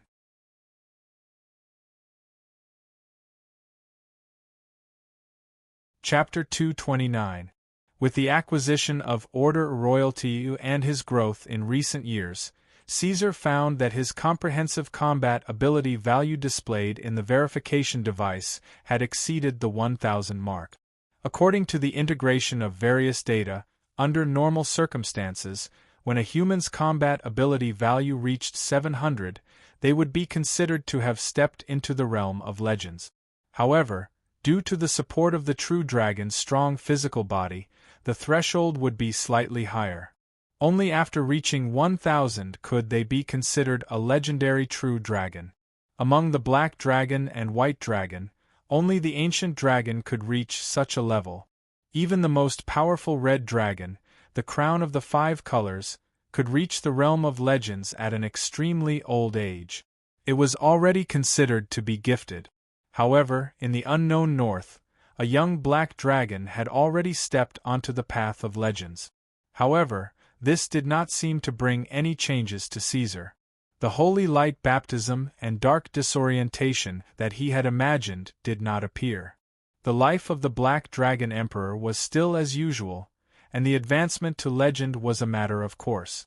However, just as he was calm about his breakthrough and was preparing to continue the life that he had been used to before, a change suddenly appeared and could not be underestimated. It had indeed disturbed Caesar's life. He was sleeping and was then awakened. The thick air made a sharp whistling sound as it spurted out of the huge black dragon's nostrils. Then, it climbed up, folded its wings, and remained alert. At this moment, even if his perception was slow, he sensed an unprecedented feeling of strangeness. He had the illusion that his soul and body had deviated from each other. That was the draconic aura, an extremely powerful draconic aura. Something was approaching the Rhine Palace. Tiamat. The elements in the void were gathered and then solidified, turning into the figure of the evil dragon mother. It descended in front of Caesar, and the two were very close to each other. Mother of the 5-colored dragons, 5-headed dragon queen, Lady Tiamat, hello. After seeing this scene, Caesar's eyelids twitched slightly. It was rare for him to be a little flustered. He lowered his body slightly and spoke in a low voice. Ever since he discovered that the gods could help establish vows, he had been blindly shouting Tiamat above, Tiamat above. He did not expect that it did not have any effect before, but now it really called the evil dragon mother. Although it was indeed a little late. Mother Dragon ignored him. Her 5 heads looked at different angles. Then, the green dragon raised her head slightly and cast a confinement field to seal off the area and prevent anyone from peeping. After that, she immediately roared, "Do you know how much trouble you've caused me? You idiot, it doesn't matter if you destroy the Lacran Kingdom, but you actually dared to overturn the Lacran Kingdom's temple. Do you know how difficult it is to deal with Quelquizad?" Caesar knew that as his strength gradually increased, Tiamat's attention and descent was inevitable. He had long been mentally prepared, but the evil dragon mother's curses still caught him off guard. The void projection was extremely realistic. Even the saliva that splashed out was extremely vivid, as if it was going to spray on Caesar's face. He subconsciously took 2 steps back. He thought for a while before he understood where Tiamat's seemingly brainless words came from. The Lacran Kingdom's faith was extremely firm. The entire kingdom served the god of war, Quelquizad. There was more than one temple in Lacran. Unfortunately, in the war, under the iron hooves of the Blackwing clan, all of these were destroyed. The destruction of the temple was indeed a blasphemy to the gods. It was enough to infuriate them. However, although this guy was very noisy, he was in fact not a follower of Tiamat. This should be easy to tell. Logically speaking, no matter what, Quelquizad would not blame this on Tiamat. Idiot. The evil dragon mother, who had lived for countless years, was certainly not stupid. So just by seeing the slight changes in the black dragon's expression, she had already guessed what this guy was thinking. She directly said, "I took the initiative to look for Quelquizad to ask him to stop messing with you." As a god in charge of war, Quelquizad had high-level divine power. He was even more powerful than the evil dragon mother, Tiamat herself. However, although Tiamat only had mid-level divine power, due to the special nature of her clergy, her words were also very important among the gods. The evil dragon mother had many believers, and there were many ancestral true dragons who could fight against the gods. If she really wanted to turn hostile, even if she was facing a god with high divine power, Tiamat was not afraid. So in her words, she was neither respectful nor fearful of Quelquizad. However, these words were a little interesting, to the extent that Caesar did not know how to respond. Thus, Tiamat stared at him from head to toe for a while before opening her mouth again. Her voice no longer had the ruthlessness from before, and had regained its calm, dignified and deep tone. "You have to accept this favor of mine, my child." This was the standard way of speaking for the evil dragons. They were straightforward and did not try to hide anything. "I will remember, my great ancestor." Even though he did not know whether this was true or not, Caesar still forced a smile onto his face. "It is not easy for the black dragon race to grow up to look like you." As expected, all of the aberrations born among the pentashade dragons are strong and clever children. Tiamat was very satisfied. She chuckled before suddenly becoming serious again. "However, children with souls from alternate worlds like you all lack the most basic respect for the god. Regardless of whether it is Kuan-gu, Dios, or mad clamor, they are all idiots who have no faith." As the evil dragon mother, Tiamat was very familiar with all of her bloodlines. Not to mention that Caesar was completely different from a normal black dragon. Even if he looked exactly the same as Blackshia, Tiamat would still be able to see through his true nature. She even knew that he came from another world. She raised her 5 dragon heads and looked down at Caesar with her 10 eyes. "What do you think I should do with you?" A ferocious expression appeared on Tiamat's face as she gritted her teeth. It appeared that she had suffered a lot at the hands of these aberrations. At the very least, she did not gain anything from them. Her emotions were inevitably stirred up as she recalled the past, and the violent dragon might that belonged to the evil dragon mother surged forth once again. However, Caesar was not afraid at all. This was because the verification device was constantly reminding him that the Tiamat in front of him was just a useless void projection that lacked any deterrent. She lacked even the slightest bit of combat ability. Now that he knew the truth, no matter how powerful Tiamat's dragon might was, it would not be able to intimidate him. Before Caesar had a chance to reply, she continued, "Believe in me, child. Listen to my teachings, and I will bestow upon thee power and authority." "You are in the Iradia, let me see." Tiamat's head looked around as she spoke, and her gaze seemed to be able to penetrate the surrounding walls. "Here. Oh, you should have seen Suluan's chosen one, right? How is it? Do you desire that kind of power? Come, become my chosen one. As my direct descendant, you will immediately obtain unimaginable power, far greater than the power that Suluan can bestow upon his chosen one. Come, there is no need to wait. This is a win-win choice. Every legendary's belief can make me stronger." In order to dispel his doubts, Tiamat even specifically mentioned this. "Okay." The evil dragon mother was about to continue speaking and bewitch him, but Caesar interrupted her and immediately agreed. He looked at the 5 dragons and nodded repeatedly. "I believe in you, quickly bestow me with power." This time, it was Tiamat's turn to be stunned.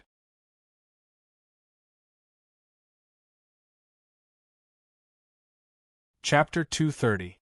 Tiamat was stunned. The 5 dragon heads tilted back slightly at the same time. Things had gone so smoothly that she felt like it was unreal. It had to be known that when she had tried to absorb the faith of other mutants, she had gone through unimaginable twists and turns. The key was that she had not succeeded in the end. But now, it had been done so easily? The evil dragon mother thought for a moment and sized up Caesar in front of her again, as if she wanted to peer into his heart. Soon, Tiamat's red dragon head suddenly shook. She seemed to be very angry, and let out a loud dragon roar that shook the world. "Are you fooling me? Caesar Orderonso Tangerine, you have disappointed me too much. You have no respect for your mother, so how can you talk about faith?"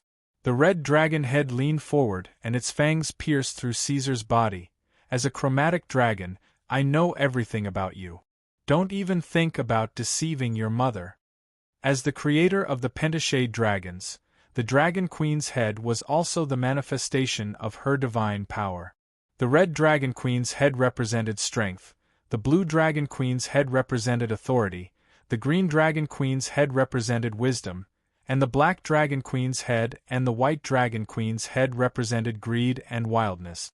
Since the evil dragon mother had projected herself here, it was naturally impossible to fool her.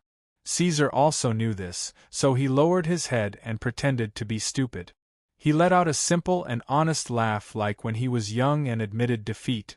"Ancestor, my words come from the bottom of my heart. But you know, as a mutant soul, before I came to Iradia, I did not have the concept of gods or faith." This guy had thought to himself before and said, "Since it's free, I'll believe a little more." His mouth was howling and his chest was thumping, but in the end, he did not believe it at all. "I knew it. You mutants are all like this. You have no faith and are unreasonable. You will definitely become a disaster and rebel in the future." Caesar spoke the truth, but it did not calm Tiamat's anger. She took a step forward, closer to the black dragon, and stared at him. After a brief silence, Tiamat spoke again. "I'm considering whether I should kill you now to prevent future trouble." What she said was true. The appearance of the Pentashade dragon had left a very bad impression on her, as well as a painful memory that she could not bear to recall. If possible, in a situation where she did not have the confidence to completely control the Pentashade dragon, Tiamat would rather lose this powerful child and kill it with her own hands. The void projection was solidifying. She really wanted to cross the boundless realms and descend upon Iradia. Caesar also noticed the abnormality. Knowing the other party's plan, his previous respectful and docile demeanor instantly disappeared. His dragon face became ferocious, and the patterns on his chest spread out with a dark red glow.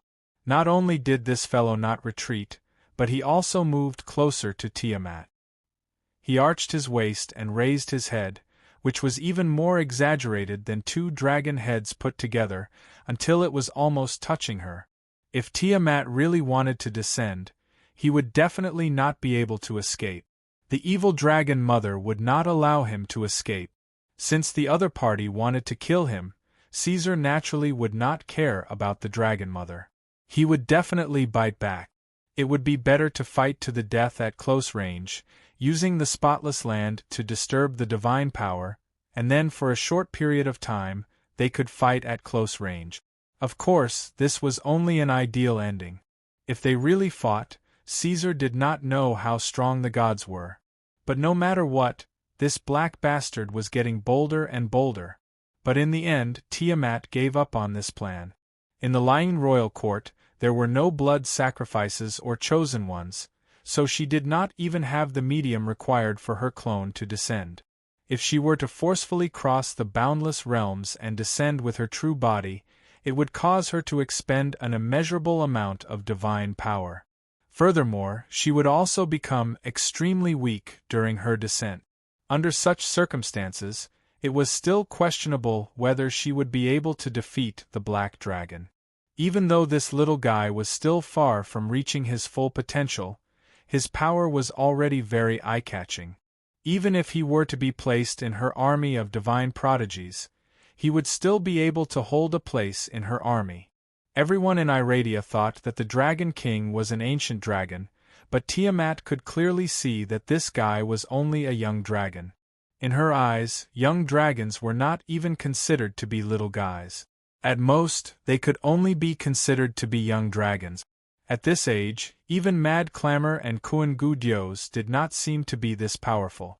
Oh, that Mad Clamor was still alright.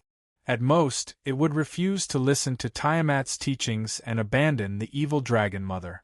However, it would be best not to mention Kuan-gu Dios. Tiamat could not help but explode with rage at the mere thought of that name. She had already been at odds with that damned traitor for several hundred years, and the war between the evil dragon mother and the evil dragon lord had never ceased. However, as time passed, the mighty evil dragon mother gradually fell into a disadvantageous position. Roar! Damn it! The dragon queen cancelled her descent, but she let loose an inexplicable roar. She looked at Caesar, who seemed to have heaved a sigh of relief, and thought for a moment before a smile appeared on her face. Not bad, you're a very powerful child. You're even more powerful than all of my children. Mother has always been very forgiving toward powerful children. A benevolent voice sounded from her green dragon head. Orderonso, I can choose not to deal with you, and I don't need your pitiful faith and respect. In fact, I can even forgive you for killing your brethren. You have to accept my kindness, Tiamat said again. At the same time, I don't mind giving you some benefits.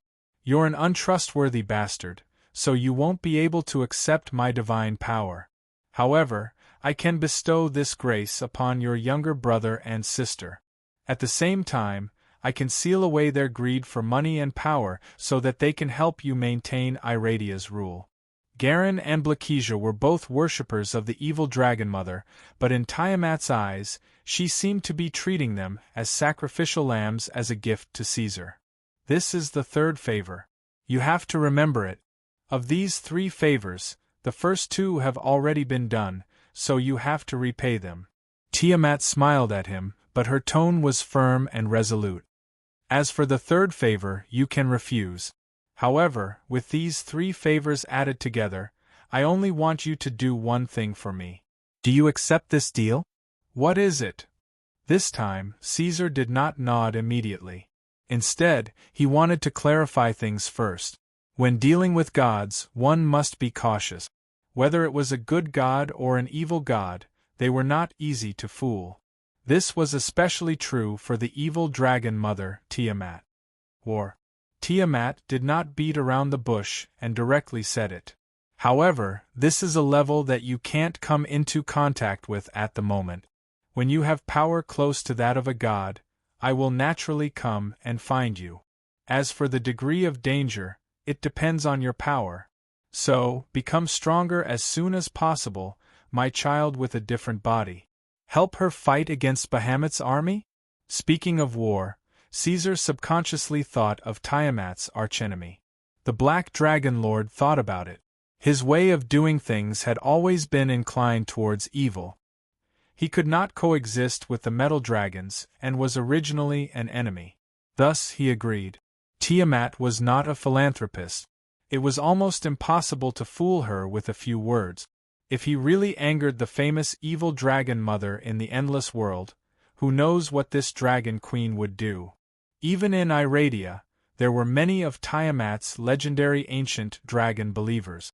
Although the current Caesar was strong enough to tear the ancient dragon apart in a one-on-one battle, if he was really attacked by her believers, the black dragon would not be able to handle it.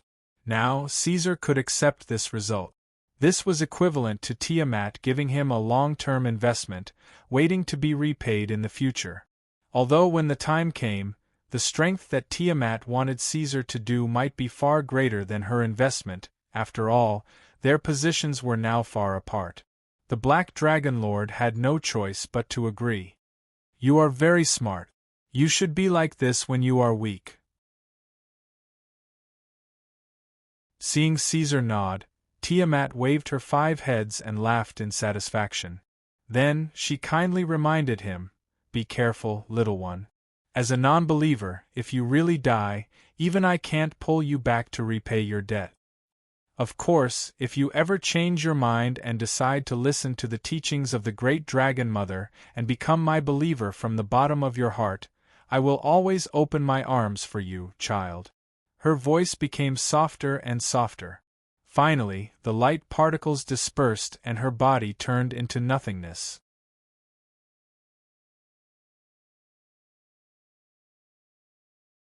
Chapter 231. Very quickly, Caesar noticed the changes in Blakesia and Garin. Tiamat was very generous. After she left, she gave the two little dragons God's favor. At the same time, she suppressed part of the nature of the two little dragons so that they would not be so sensitive to money and power. They would be able to help their elder brother better. To be honest, after noticing this, Caesar's emotional fluctuation was not joy, but horror. He had truly seen the influence that gods, especially Tiamat, could exert on their believers. As the mother of evil dragons, the Dragon Queen could easily dig out what she wanted from her pentashade dragon believers. Under her subtle influence, she could even gradually change their temperament and preferences, turning them into what the Dragon Queen wanted them to be. These were just ordinary believers. If it were the pentashade dragons who had obtained God's favor, Tiamat's influence would be even stronger. Unless they were as strong as the true dragons of the previous generations, they would not be able to escape the interference of the Dragon Queen, for example, Blakesia and Garin now. These two pitiful creatures might not even realize that their temperament and preferences had been silently changed and reversed. A part of their nature and desires had been suppressed, or even eliminated. In Iradia's proverb, "One's nature cannot be changed," was widely spread. However, this did not seem to be applicable to gods.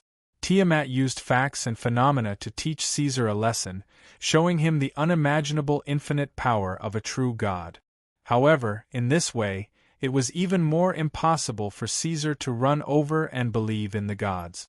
After conquering the countries in the north, the Blackwing clan maintained a period of restraint, allowing the countries in the north to gradually become peaceful. However, very quickly, Lion Country, which was controlled by the Blackwing Nest, set up a new supervision department. It was organized by the humans who were the earliest to join the Blackwing camp. After taking office, it started to operate boldly and decisively. Their task was to prevent any talk about the Dragon King and the Black Emperor from appearing in the north in the future, even if it was praise. This was because Caesar did not have the energy to let people screen out those who might be openly praising or ridiculing him. He simply banned everything, regardless of whether it was good or bad, from mentioning him. Moreover, books similar to the Monster Illustration Handbook were no longer allowed to circulate in the market.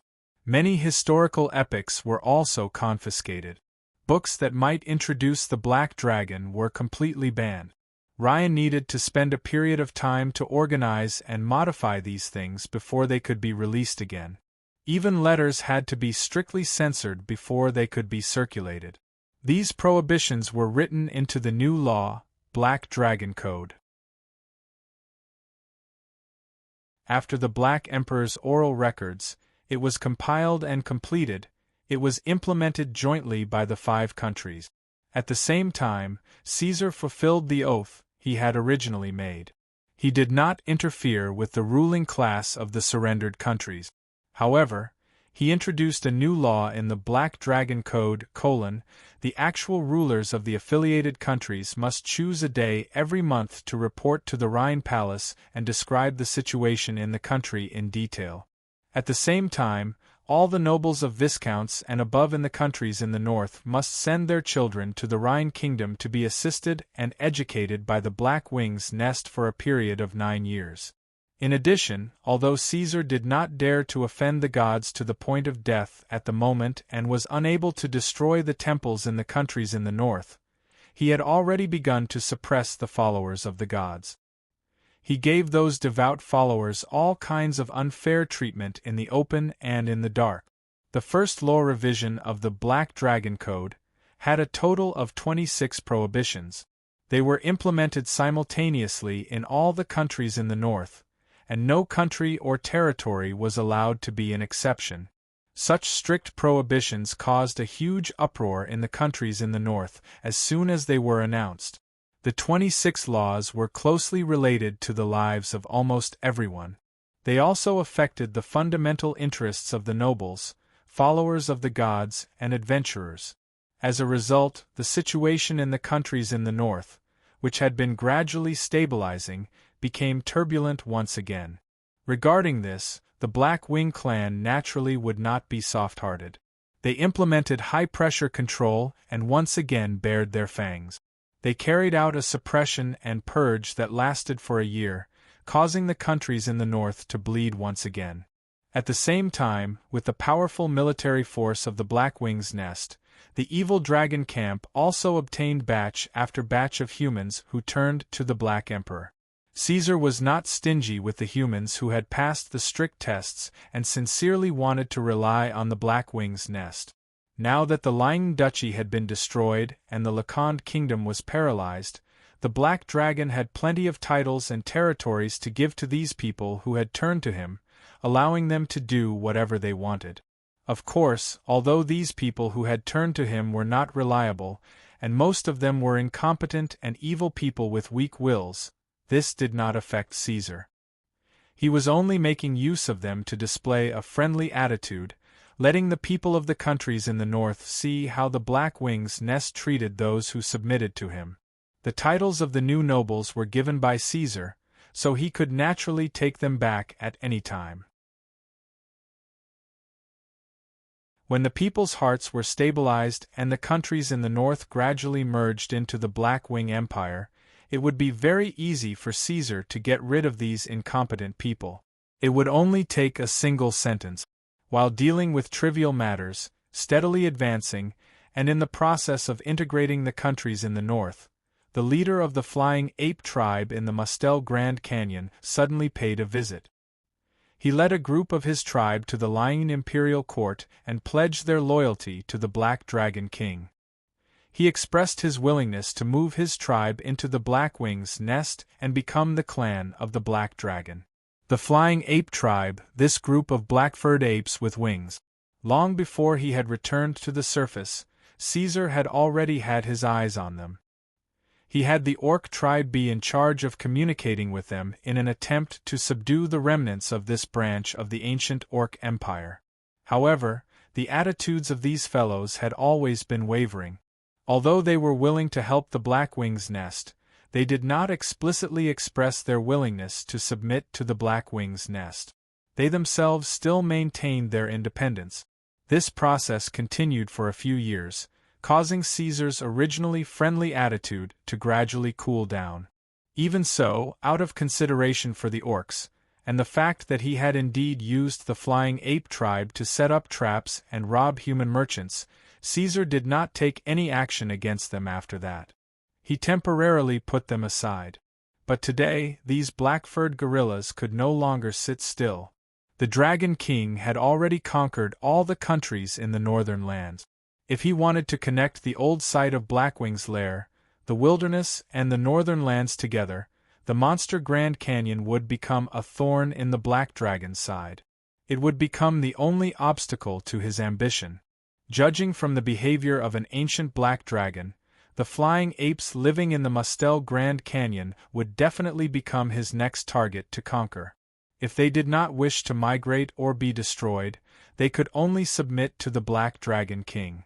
Therefore, the leader of the Flying Ape tribe came to the Lying Imperial Court to meet the Dragon King.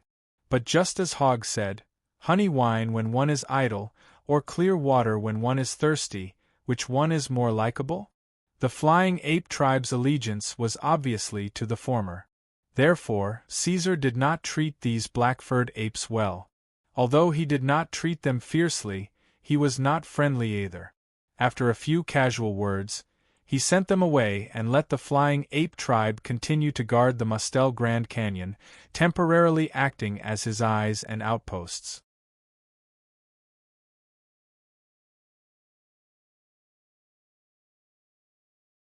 Chapter 232. After spending a long time dealing with trivial matters, Caesar completed a portion of his authority, and was finally able to leave the lying royal court and return to the original location of the Blackwing lair. Even though he had already decided to let the Blackwing clan move into the Lying Kingdom, both the original location of the Green Fields and the Dark Regions were Caesar's reserve lands. He would not abandon them because of these changes. After all, the Black Dragon Lord's treasure trove, the Gnome Workshop, and the Kobold miners were still here. In addition, there were also the Manticore and Wild Boar people's pastures in the wilderness. Therefore, under such circumstances, there were still about 30% of the Blackwing clan remaining in this area. The Wild Boar people and Manticore leaders were in charge of overall management. Black Dragon looked around for a while. Even though there were some small twists and turns after he left, such as the Gnomes' rebellion and the Kobold's escape, the overall situation was not bad. At least the underground clans were able to maintain a certain degree of stability and order. This was very rare. It looked like the effects of the 2 5-year plans were outstanding and could be carried out continuously. Of course, the purpose of his return was not just to take a look. After discovering that there were no problems with the territory, Caesar sent someone to contact the Elven Forest, requesting to cooperate with the kind races. Long before he had discovered this power, Caesar had already been laying the groundwork in this area. Now, he could finally implement it. This time, the Elven Forest's efficiency was unexpectedly high. Half a day after the messenger of the Blackwing clan arrived, there was immediately news back to the Green Fields. At the same time, a Taya elf walked out of the forest and went to meet the Black Dragon Lord. Caesar happened to know the person who had come. They had interacted before. It was the elven envoy, Caleb. "Good day, powerful Dragon King. Thank you for the favor of the Moon Goddess for allowing me to meet you again and witness your magnificent figure." After meeting, even though he did not have a good impression of the Black Dragon, the elven envoy still bowed deeply due to the Elven Queen's instructions. "Why are you here?" Caesar was curled up on a long cushion that he liked very much. After seeing the person who had come, the small scales on his forehead wrinkled. He did not care about the other party's cumbersome opening and asked rather rudely, "Where's Garcia?" "The Elven Queen wants to meet you, but the Elven Forest is currently facing internal and external threats.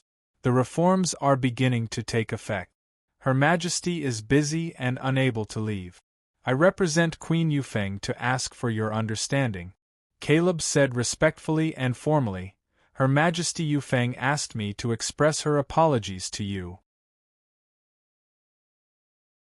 She told me that the Dragon King is her respected friend and partner.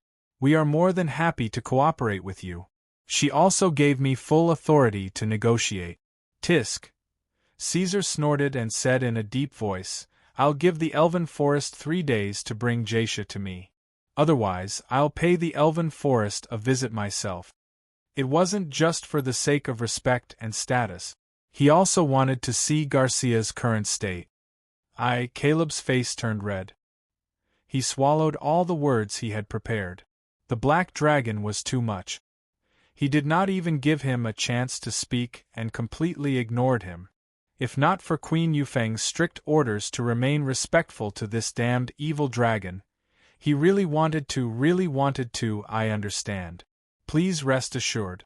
Caleb revealed a gentle smile, nodded, and retreated as he was told. He could not do anything. 3 days later, the people from the Elven Forest came to visit again. This time, Garcia Whisperwind led a team of elven guards to meet the Master of Blackwing's nest in person. "Good day, powerful Dragon King."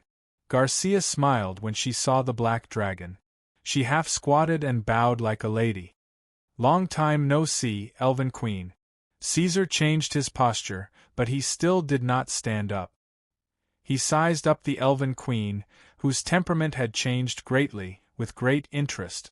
Compared to half a year ago, Garcia had indeed changed a lot. His face was no longer as gentle as before. Instead, there was a hint of coldness in his expression, and his actions were also swift and decisive. Although she was no longer as gentle as before, this was how an elf queen should be. Instead of calling her a queen, it would be more appropriate to call her a caring sister. Garcia had already changed into a new set of clothes, but she was still wearing the flame-like black gold crown in her silver-white hair. "Ask your guards to leave first," Caesar said casually. Garcia was expressionless. However, the chastising evil hunters and elven rangers changed their expressions. They were the most loyal to the queen. Otherwise, she would not have brought them here. Facing the evil dragon alone, they could not help but worry. "Wait outside," Garcia ordered. Her eyes were still looking forward. Her expression was calm. Her guards immediately whispered, "Your Majesty, this is very dangerous. We don't want to." Their words were full of caution. "Leave." Garcia's tone was heavier. They had no choice. Ever since the Queen returned last time, she seemed to have become a completely different stranger. Her words were never to be doubted. Even if they were worried, the elves still had to obey her. They left the emerald crown anxiously. At the same time, they looked at the huge black dragon on the throne. When everyone had left and only the Elven Queen and the Black Dragon Lord were left in the Emerald Palace, Caesar spoke again, "Come here." Garcia's body moved. However, she immediately stopped. Her eyes showed that she was struggling. After hesitating for a moment, she walked up the throne hesitantly. She came to the Black Dragon's side and knelt down like before. She put her hand on the huge scales on the Black Dragon's body. "He has become stronger," she thought as she gently stroked the Black Dragon's scales. "That's more like it." The massage with moderate strength made the Black Dragon let out a comfortable breath. Caesar turned his head and looked at the crown on Garcia's head with malice. "You should really let your servant stay and see what you look like now." The Elven Queen's silver eyes trembled slightly. "Ha ha!" Seeing her timid look, the Black Dragon Lord let out a series of triumphant laughter. "Don't worry, I'm just saying." However, as he spoke, the unimaginably huge black dragon slowly stood up. His voice became ferocious. He grabbed the Elven Queen's body. "After I returned, why didn't you come to see me personally? Why did you send a boring messenger over?" When facing Garcia, Caesar was still quite indulgent. He was also more energetic. This was because he did not have to hide his true nature when facing captives and slaves. He could release all the dark side in his heart. Because Garcia was not afraid. When she was captured the last time, the Black Dragon Lord would often grab her like this. He would not really hurt her. The Elven Queen used her hand to support the Black Dragon's hooked toe. She said softly, "Caleb is telling the truth. The Elven Forest has just completed its reform. The trivial matters are complicated. The Elder Council still has a large number of secret supporters. I have to be careful at all times."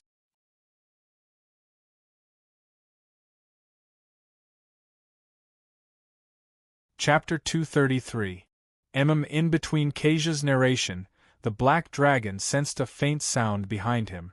His slitted vertical pupils moved.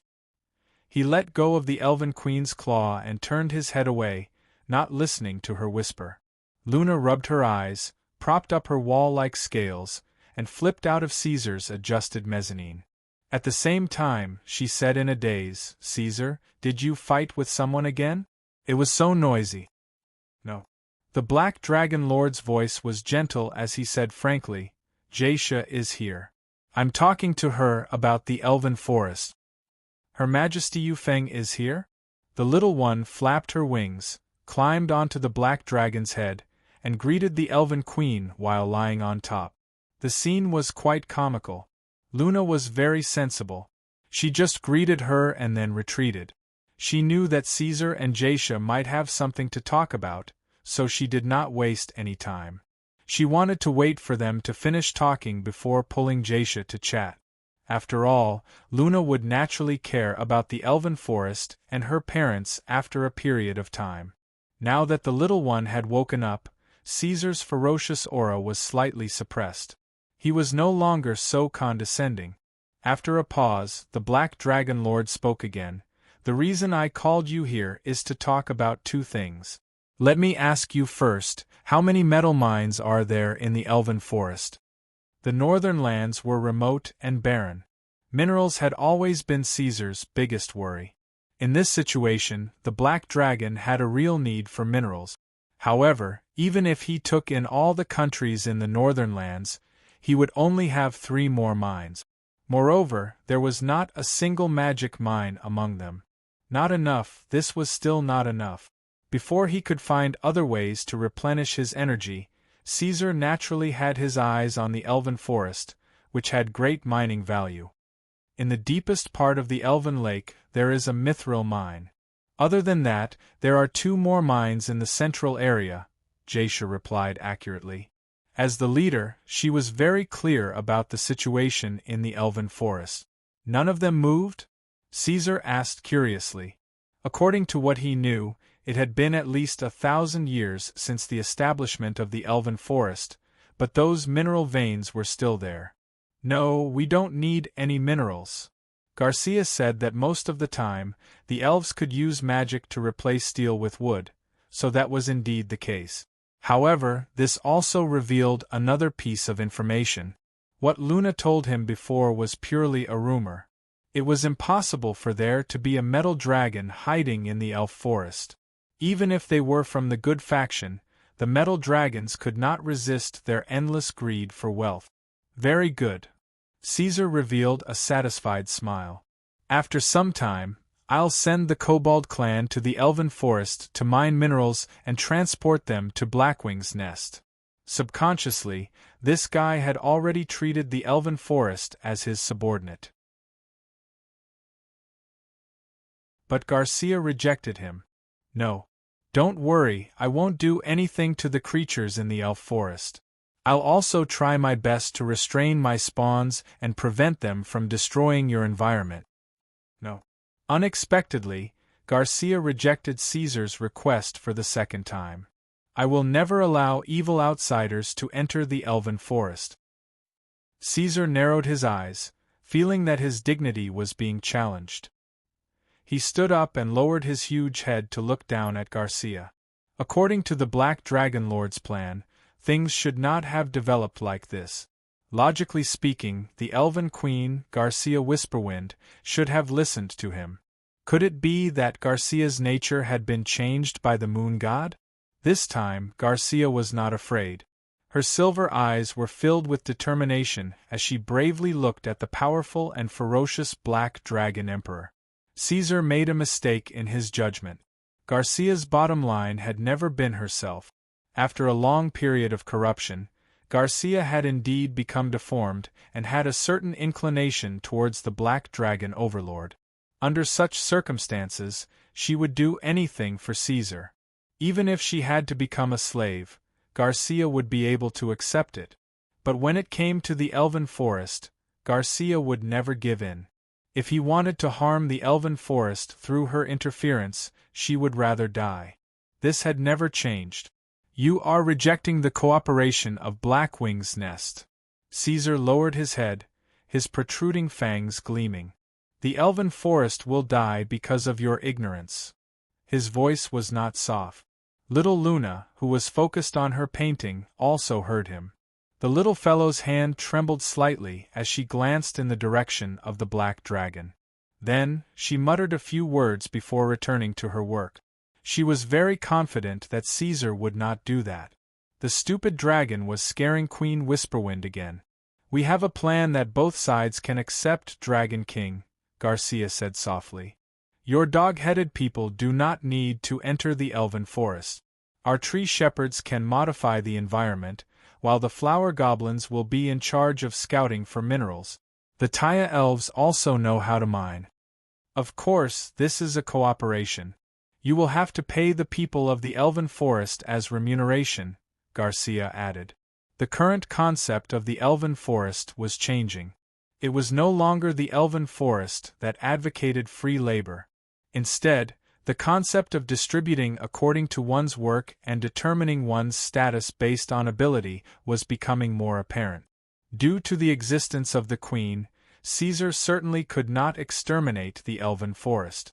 Although the elves were not as good at this as the kobolds and were not as efficient, he could accept this proposal. Don't you have no need for material things? Black Dragon snorted. Yes. Garcia did not hold back. But kind races also need to eat. Whether it is the chimera or the giant eagle, they are actually omnivorous creatures. Although they can feed on leaves and roots, I still encourage them to eat meat at the same time in order to let their children grow stronger faster. And this meat needs to be imported. After all, the elven forest could not produce and sell their own kind like Blackwing's nest did. All right, then let's do this. Caesar nodded in agreement. Then he brought up the second matter. I want to ask if there are any iconic items that can represent you, or rather, the elven forest. The request is that they are not rare or expensive. The Black Dragon's question was baffling. The first thing that came to Garcia's mind was the moondew, but the other party's request was not rare, so she could only rule it out. She thought for a moment and said tentatively, "The leaves of the ancient tree of knowledge?" Leaves? Are there many? There is a grove of the ancient tree of knowledge in the elven forest. The ancient tree of knowledge was not the name of a tree in the elven forest, but an entire species. It had a rigid requirement for its growth conditions. It would only appear and sprout in the soil where there were tree shepherds and unicorns. Some special, blessed ancient trees of knowledge had a very small chance of sprouting some branches with magical power. For example, when Caesar captured Garcia previously, Luna's staff, Spring, which was destroyed in the Dustless Land. It was a magical item produced by the Taya elves with a unique enchantment spell using the branches of the ancient tree of knowledge as the material. Then leaves it is. The size is suitable.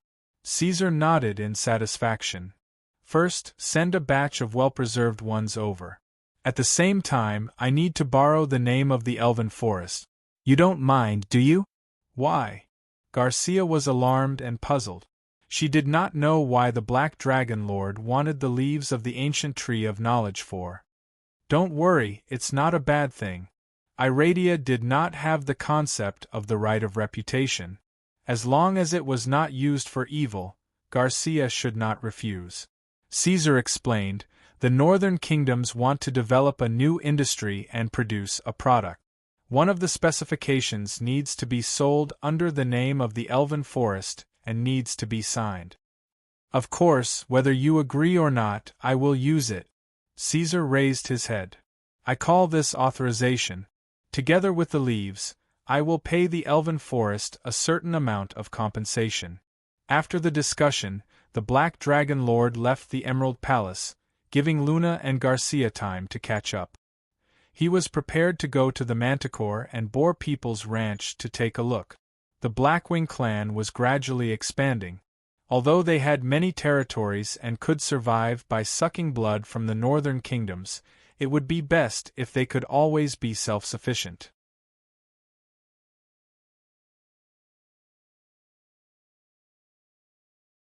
Chapter 234. Creating Cards. Regarding the matter of cards, Caesar had already begun to plan after he made his first sum of money using the summer grass.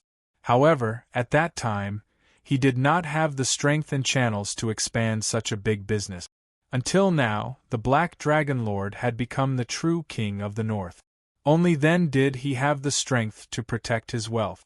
He also had channels with humans and elves to export this business to the outside world. In fact, thinking about it carefully today, his desire to release cards was no longer as passionate as before. Caesar had decided to create this thing back then. Firstly, he wanted to sell it for money. Secondly, he wanted to expand his reputation in exchange for trophies. However, with the changes of the world, it seemed that these two goals could be achieved even without accumulating wealth through cards. As long as he drained the pond to catch all the fish, leeching off the countries in the north, and then launching a few large-scale wars without caring about the hidden dangers, it seemed that he could achieve a similar effect. Why should he bother? Indeed, there was a period of time when Caesar had forgotten about this matter. However, the pool was not big, and it was turbid and dark yellow. Not long after he was born, he ran out of the mother dragon's nest with 2 little dragons and chose this small pool to live in to avoid disaster.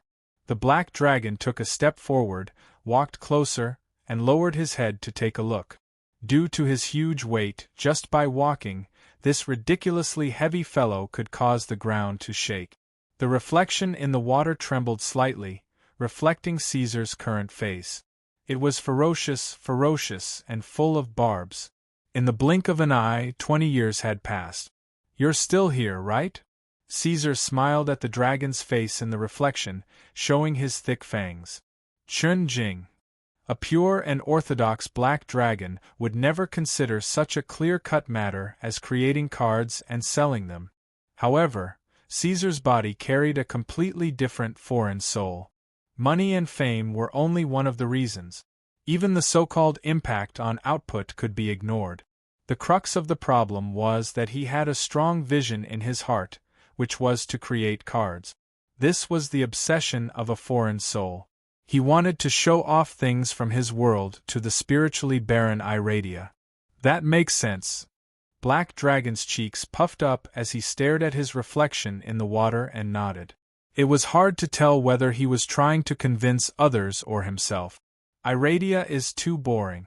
It needs entertainment like poker that is popular all over the world. Moreover, if it could really take the world by storm, the Black Dragon Lord would be in control of the price premium, and the wealth it would bring would be unimaginable. It would be far beyond what the northern kingdoms could provide right now. Fame could not only be exchanged for trophies, but it could also be used to clear one's name. It could also be used to control others. Perhaps, stop. You're thinking about benefits again. This was the first thing that Caesar really liked and wanted to do after he came to this world. He was not a killing machine, and he also needed some relaxation and self-actualization. Even if the card did not achieve the desired effect, he should pay the bill for the feelings of his previous life and have some fun. Moreover, Luna was also very obsessed with these cards. Even if the effect was not as good as expected, he now had the ability to create a complete set of high-quality cards. He should just treat it as entertainment for the two of them. After convincing the profit-oriented dragon personality in his body, Caesar shook his head and crawled back with his limbs and tail. He had already seen the ranch, and the situation was not bad. Now he was ready to take Luna back to the Rhine Palace and set up the assembly line of the card production workshop. Recently, the weather had been bad. The sky was always gray, just like the dark clouds hanging over the northern kingdoms. Barrett Cadam's mood was as gloomy as the weather, extremely gloomy. Walking on the wet stone streets, the passers-by all lowered their head. Occasionally, he could see the shadows of monsters passing over his head, which made him tremble with fear. Although these flying dragons would not hurt people for no reason, it was still terrifying. Even after half a year, Barrett still could not get used to it. He was not a native of the countries in the north. Instead, he was an outsider. He was a wandering poet who traveled around the world and played the harp. He had come to the north this time only to understand the situation of the internal war in Rhine. He wanted to enrich his knowledge and fill up his story library. However, not long after he arrived in Rhine, the situation changed drastically. Like a disaster, the undead army surged into North Rhine and launched a terrorist attack. Then, they were firmly stopped by the human army of the rock fortress. Just as the people were rejoicing and Barrett was preparing to write a new epic of praise, a voice suddenly rang out. The Dragon King appeared. The Black Dragon possessed almost limitless power.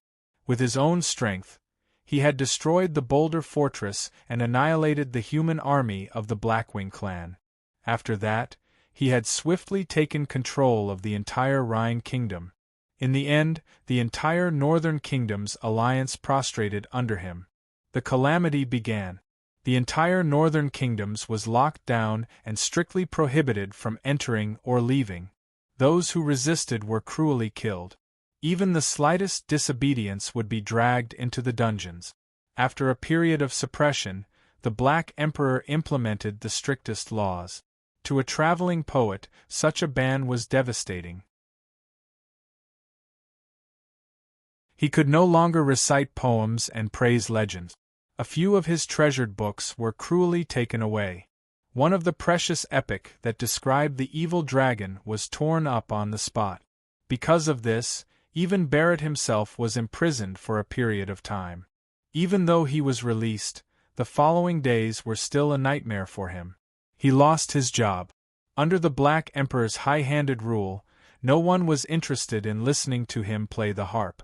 Moreover, the traveling poet could not tell a more bizarre and terrifying story than the Black Dragon's rule over the humans. Barrett was not a righteous person. In order to survive, he was willing to submit to the cruel and vicious Black Emperor. However, the truth was that he could not even do this.